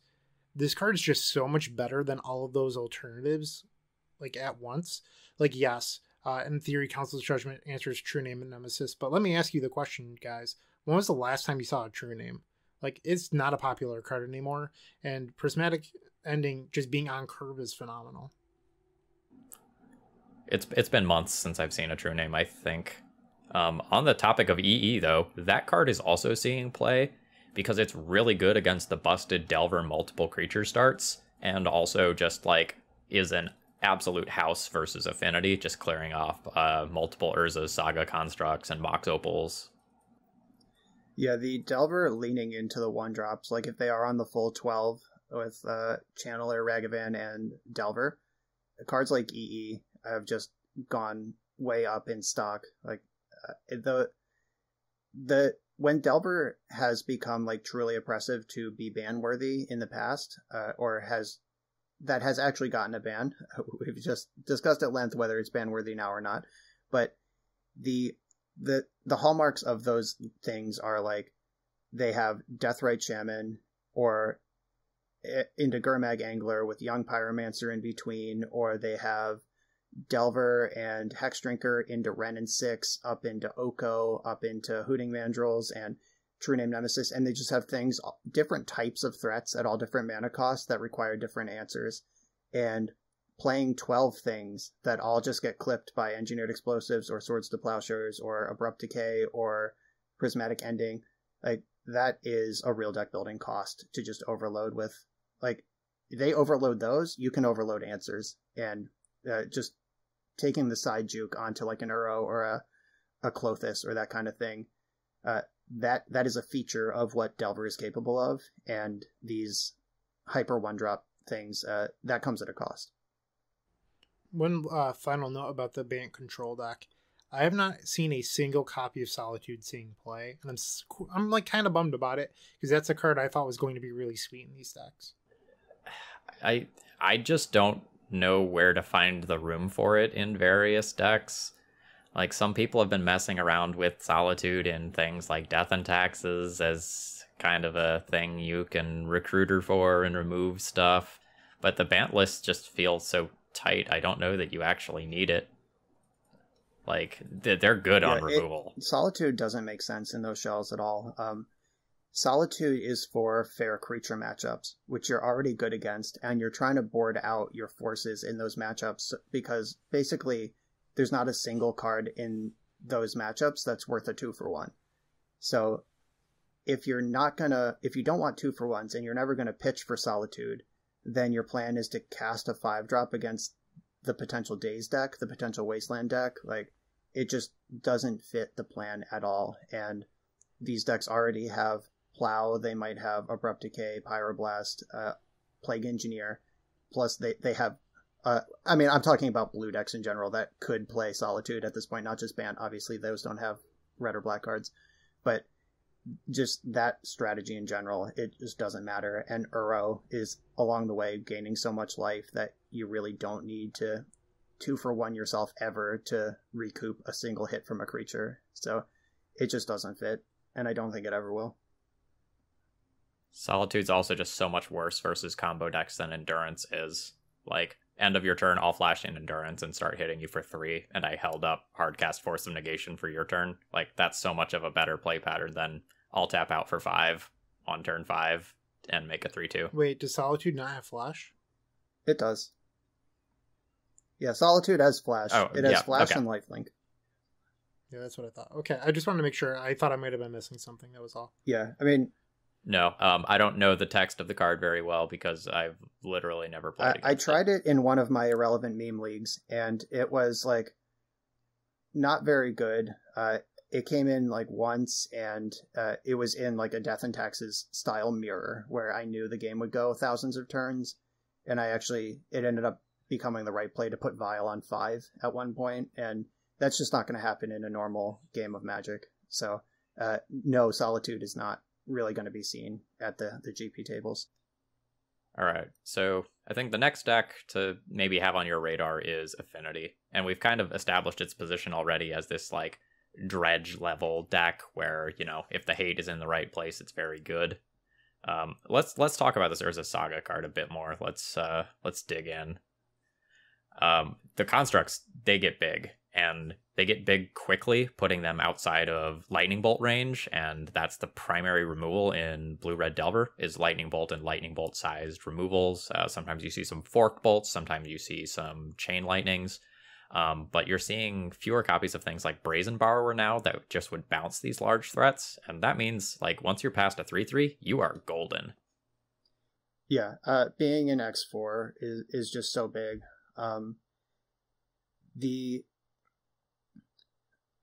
I don't know how deep we need to go on this because we went after the card pretty hard last week. But the tutor at the end I found in just like brewing random decks is kind of the weirdest part, because like you can't just play, like, if the deck doesn't build itself like Affinity, where you're just going to have Mox Opals and Esper Sentinels and just thousands of things to tutor up whatever you want. If Urza Saga cranking out constructs makes sense in a deck, but tutoring for 0s and 1s doesn't, like in the case of like a prison deck, the tutor package gets like pretty interesting, because you can't just play one thing, because then if you draw it, your tutor's a brick, but you don't want to play too many because you don't actually want that card in your deck unless you're tutoring for it. So I've had fun trying to figure out like the minimum tutor package to make Urza Saga worth it to play, and I don't think you can play it just for the constructs. Quick side note, Brian, you cannot get Esper Sentinel with it, and it actually has to be confirmed in a class of one colorless. Sure. So Springleaf Drum or Retrofitter Foundry. Ornithopter. Yeah, that's right. It has to be exactly 1 or 0. So I've played some Vintage. And in Vintage, because I don't think we're going to get a lengthy discussion of that Section 3. But people are playing main deck Needle to get with their Urza Saga, so that way they're following Urza Saga's deal twice as much damage without the fear of Wasteland. That's something that these decks could hypothetically look at in Legacy, if they're all in on Urza Saga, just crushing the blue decks. I don't hate it. Like, one of main deck Needle is not the worst thing that you can play in Legacy. There's plenty of targets. It makes a lot of sense. But I think maybe you guys will disagree with me here. A lot of the people that were really excited about Affinity were over the moon for Thought Monitor, and I feel like that's a card that's actually underperformed in the last 2 weeks. Are you insane? Sorry, I've played with multiple Thought Monitor decks, and that card is stupid. It didn't win the showcase. That's what he means. I'm not trying to be petty, but like, I mean, in like real events, like actual like big events, my experience putting Thought Monitor on the stack, it won a challenge. Yeah, it won the day the day one challenge, right? And then we talked about this already, where like Saga decks were big the first weekend, and then they were basically gone the second weekend because like people adjusted with their meltdowns and stuff. Like, I agree. Like, I think that card actually overperformed. I barely even looked at it on the spoiler, and I threw it in my Steel Stompy brew, just like, oh, what the hell? Like, I'll probably be able to cast it once in a while. But it's like always a 1-drop. It's always a 2/2. It always draws 2. And that's been my experience across a couple different Legacy and one Modern deck that I've tried it in. I don't know. Like, I think if this archetype hangs in Legacy, Thought Monitor will be an important piece of the puzzle. It's just whether the archetype is going to hang or not. But I do think Thought Monitor is going to be a piece of it if it sticks around. Yeah, Thought Monitor has been insane in my testing. I played, I think, Legacy, Modern, and Vintage with it. I've been impressed in all 3 formats. I'm actually less impressed with the white cards in the shell. Esper Sentinel is really weird because it's not a good threat, and it's inconsistent card draw, and the tax can be ignored when your opponent needs to ignore it. and it doesn't get fetched by Urza's Saga. But at the same time, there's some games where like you put a +1/+1 counter on it, or like you equip a Nettle Cyst or a Cranial Plating to it, and all of a sudden it's huge, and the tax is like 3 mana, and then it keeps fueling you cards. That's been a card that I've really been having trouble evaluating in the shell. Phil, question for you. Your video that went bananas, that was mono blue, correct? Blue, white. I think that one had Esper Sentinels and Aethersworn Canonists. Okay, because the blue-white build is the one that's like been fairly popular, and in my experience, I've only faced the deck 3 times, but the mana has been really bad for them. There's been games where they can't get white mana, or games where they can't get blue mana, games where they have too many colorless, or where like they don't open on an Ancient Tomb, instead they have their white land to start. So it's been a little bit weird. I agree with that. If I were going to be like, serious Affinity stan and be testing the deck, I would be trying to drop the white from it and play as close to a colorless with blue deck as I can. Because like your Thoughtcast and your Thought Monitors are giving you the end game, and most of the time it's your colorless cards that are killing people. It's your Urza Saga's Constructs, it's your Nettle Cysts that are just like doing the brunt of the damage. And I don't know. I think the white cards are the weakest part of the shell. I agree too. I played a league with that deck, and I played it against it a few times, and the mana's bad. It's essentially a 3-color deck, like with the Ancient Tombs plus the blue and the white, and you want white on turn 1, but you also want Ancient Tomb on turn 1, and Urza Saga doesn't tap for any color, and Urza Saga doesn't turn on your Mox Opal, and there were a lot of Urza Saga doesn't cast Sentinel on right. turn 1 either, yeah, which is huge. All of these are fundamental problems with that list. Like comparing that that list with at least some tournament pedigree versus my like ridiculous Mystic Forge combo Blue Stompy deck. I actually think the Blue Stompy deck was a better constructed deck somehow, even though like I think the archetype is worse. But if you just plug your affinity plan into that Blue Stompy lesson system, like I think you're going to do better. Like Phil said, it should be a blue deck. One other note on Urza Saga. I think because the mana is kind of bad in these decks, so often I ended up at least tutoring for just a Mox Opal to replace the mana that I was losing and act as color fixing. And in Vintage, I often just needed more mana, and I found myself going for Soul Ring quite a bit to just like make sure I had enough mana to continue doing my stuff after the Urza Saga left. Since we're on Vintage, and I'm sure Brian will agree with me on this, maybe he won't, but a lot of the POS are playing 15 lands so they can play 3 sagas, and it drives me nuts. I don't want to play 15 lands in my Vintage combo deck, but like the fact that it goes away, I don't know, like it seems like too many to me. Yeah, I haven't looked at Vintage PO, but I do think that Urza Saga is brilliant technology for the archetype in being able to just juke Xerox in game 1 off of something that you can actually use if you're comboing, like, because it does just tap. Like, I do think that technology is cool, but it obviously makes Bolas' Citadel a lot worse if you just have 3 or 4 extra lands in your deck. So there's some give and take there. But I definitely agree with Phil's assessment that you usually end up just tutoring a mana source if you have one.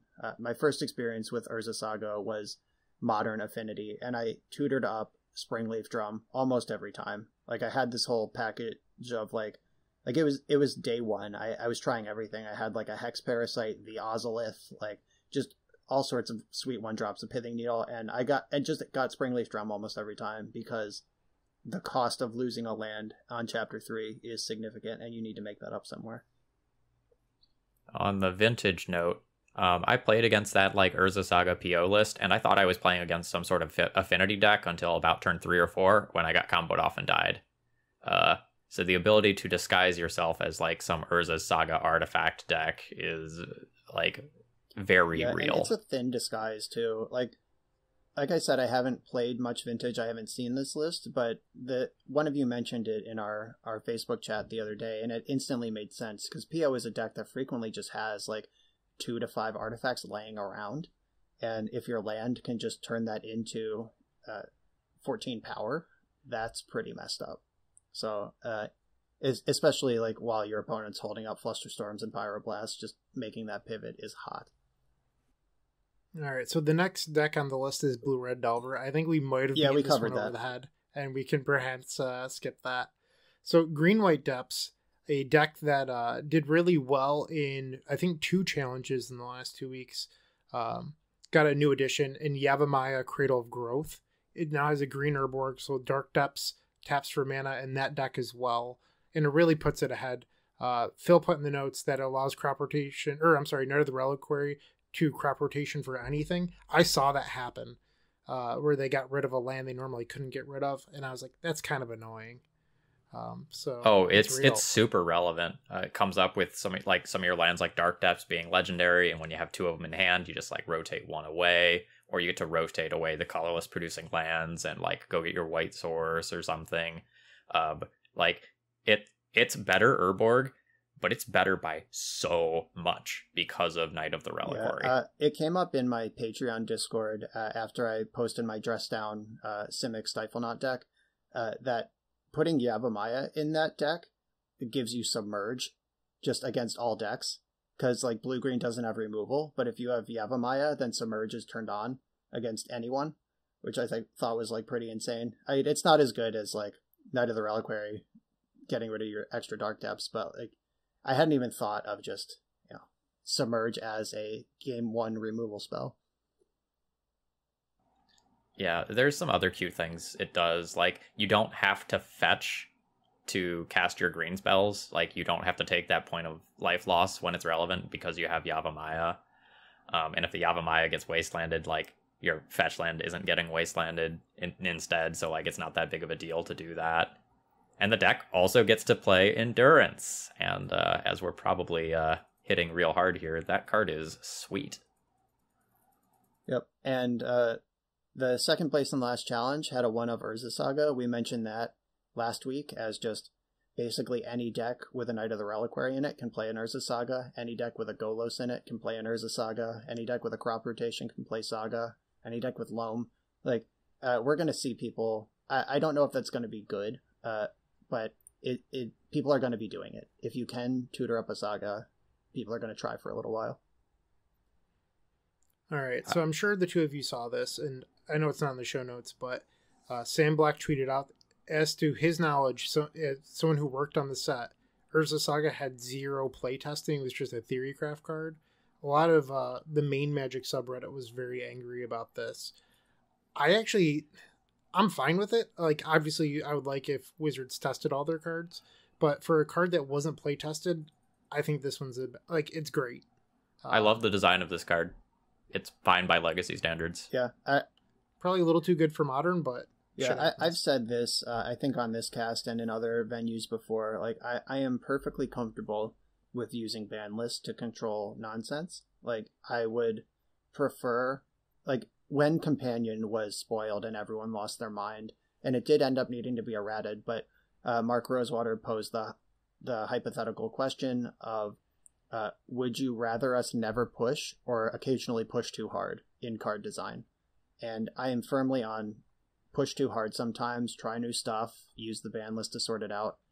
There was a time in Magic's history where banning cards was just like absolutely sacred. Like we just don't do it. It's a sign of things are bad, and it's just like there was like the Ravager Affinity deck, then nothing until Jace and Stoneforge Mystic, and then nothing until like Rampaging Ferostodon, LOL, by the way.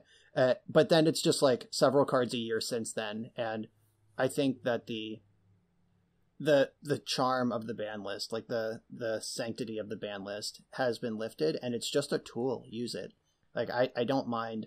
Like, if this card is cool in Legacy but too good in Modern and Vintage, get rid of it in Modern and Vintage. Let's play in Legacy, or like move the numbers around. Like Underworld Breach, like too good for Pioneer, too good for Legacy, fine in Modern and Vintage. Like, it's cool that a card exists that can split the uprights like that and dance around Eternal formats without breaking all of them. And I think Urza Saga is one of them. I played Modern and I was like, wait, hold on. What cards are still legal in this format? Like, there's multiple cards that are banned in Legacy that, like, somehow are just totally fine in the Modern environment. Yep. Ren and 6 without Wasteland. Who would have Yeah, known? they still have Ren and 6 over there. Luris is still there. Yeah. Yep. Breach. You can still breach people if you want to, but it turns out it's just not that good there. But yeah. All right. So quick hit, sort of like one sentence things for a couple other things that we saw in the last week. Cloudpost won. Was it the showcase or the challenge? What did Cloudpost win?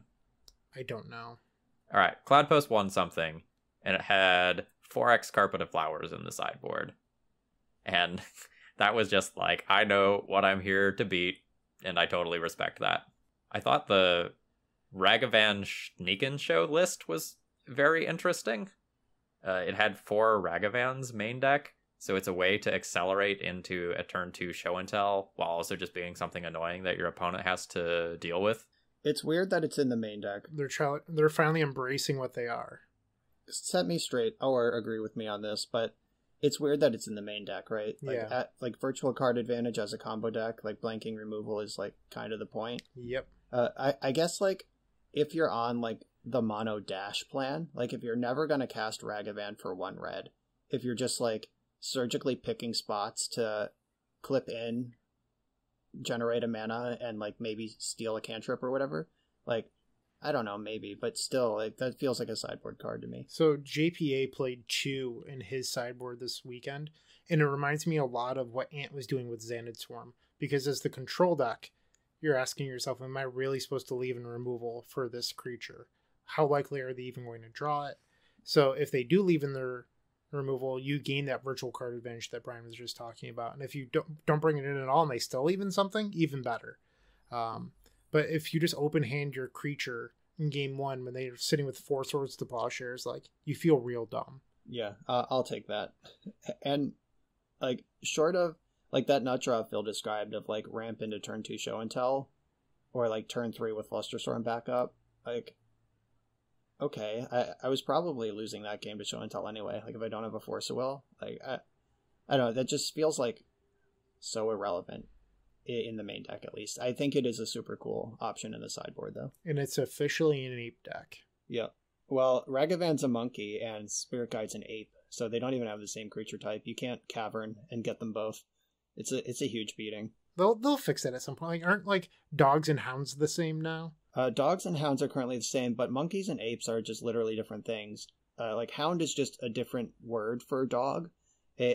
There's like biological differences. Like, I think the size of the tail is like an indicator whether something is a monkey or an ape. Like, gorillas and chimps and orangutans and humans don't have like big long tails, but every type of monkey does. I don't know. Biologists who are listening, please fire off. Yell at me on Twitter for why I don't know. This is way more important than the discussion we had earlier. We want the facts. Yes, I need to know what the zoological definition of a monkey versus ape is. Though, speaking of creature types, though, real quick aside, Ragavan is also a pirate, and so is Hullbreacher. Also, earlier today, I played a Plague Engineer and named Rogue, because I had seen True Name Nemesis earlier. And to answer your question, I saw a True Name Nemesis earlier today, but it was league play, so it doesn't count. But I played the True Name or the Engineer, and I was like, okay, they're not going to have another Merfolk, but Brazen Borrower is a rogue, so I'm going to name Rogue. And then they got me with a Hullbreacher, which is totally a Merfolk. And I had the second Engineer. If I just double Merfolked, they would have had no creatures, but they ended up being able to sort of outmaneuver my creature types. I got too clever. So Hullbreacher overlaps with True Name Nemesis on one level and Ragavan on another. So be careful with your Plague Engineers out there. It's worth noting, Engineer is a card that like was one of the most like it was up there with Delver in terms of like the amount played, to a card over the last year that's just slowly trickled down to, you know, it's still a top 10 creature, but it used to be like number 2 or 3. Yeah, I love that creature, and I think it is too good. I think you got to make it symmetrical or remove Death Touch or make it a 1/1. I don't know, like do something to it, but I think it is a little too good as printed. But talking about like going back to the endurance conversation, just like a reasonable body that does multiple things, like it's a blue wizard dream. I love that card. So Phil has on the list here the Madness style decks. They are so cool. I've seen a number of nut draws out of that deck, and it's just Lion's Eye Diamond. Like, I just love it. Just like discard my hand, discard 2 Vengevines of Madness in these creatures, swing with Angie's Ravager, is it? Ravager. Okay. Like, it's so awesome. It's the ultimate Twitter clout deck, I think. Like, if you want to farm for screenshots of ridiculous shit, I think this Madness deck is it. I got my face just absolutely destroyed and curb stomped by the Underworld Cookbook the other day. That was something I wasn't expecting. They're certainly not the Madness decks of Roland Chang's era, I'll say that. That's for sure. The Roland's screenshots are also clout-worthy. Roland, if you don't follow him, he Japanese foils everything, and he plays a lot of like Vintage, Legacy, and pre-modern.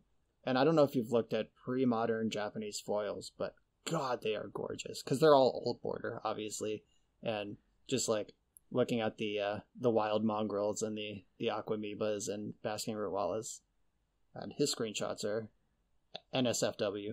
All right, so we're kind of getting to the tail end of the podcast here. We had this section in mind for sort of impacts of these cards in other formats. Do we want to quickly highlight anything here? I think we did it all. Like we had a bullet about Saga in Modern, where it's obviously Busto and doing all sorts of stupid stuff. We hit Vintage with some stuff. Like I think we're good. This ended up a lot thicker, a lot more robust than expected. Yeah, we hit everything else. I think we're good.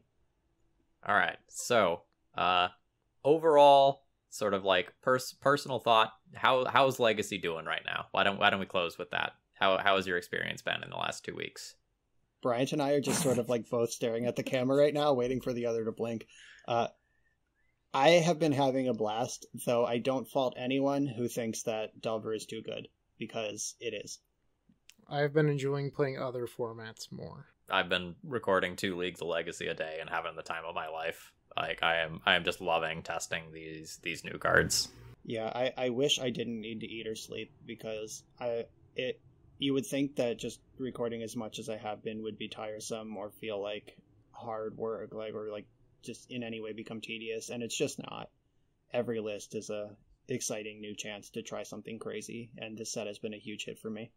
And before we sign off, I would like to say, Bryant, I respect you dearly as both a co-worker, we've done a lot of great work together, and this conversation got a little I have no hard pulses feelings. were raised. And I want the viewers to know that too. Like, I know Bryant knows that. Like, don't be confused. Like, this is good spirited debate between I think it's safe to say 2 experts in the field who just disagree on certain things about the field, and I think it's reasonable, and all his points are valid, and so is he as a human being, and I'm excited to continue working with you. So nobody think that was a real fight or anything. And to answer Phil's actual question, I think Legacy's fine. Like, I do agree that we need to let like some time go before actually pulling the trigger on anything. But I do think sooner rather than later in Legacy's future, we need to see a change. Like, I still love playing Legacy. I'm having the time of my life playing Strike It Rich and Galvanic Relay and AV. But like, I know that I'm playing at a disadvantage, and knowing that doesn't feel good. Like, I'm enjoying what I'm doing, but like, just knowing that I'm behind before I even start doesn't feel as good as it could. All right. Well, why don't we call that a wrap for the episode then? Remember, if you're interested in our little charity giveaway contest thing, head to the Eternal Glory podcast. What's our website actually called? The EternalGloryPodcast.com. All right. The EternalGloryPodcast.com. I hesitated, and hesitation, it's a form of weakness. And go ahead and check out the forum there, listen to some intros, try to identify some great voices in the Magic community in our intros. And remember, as always, don't forget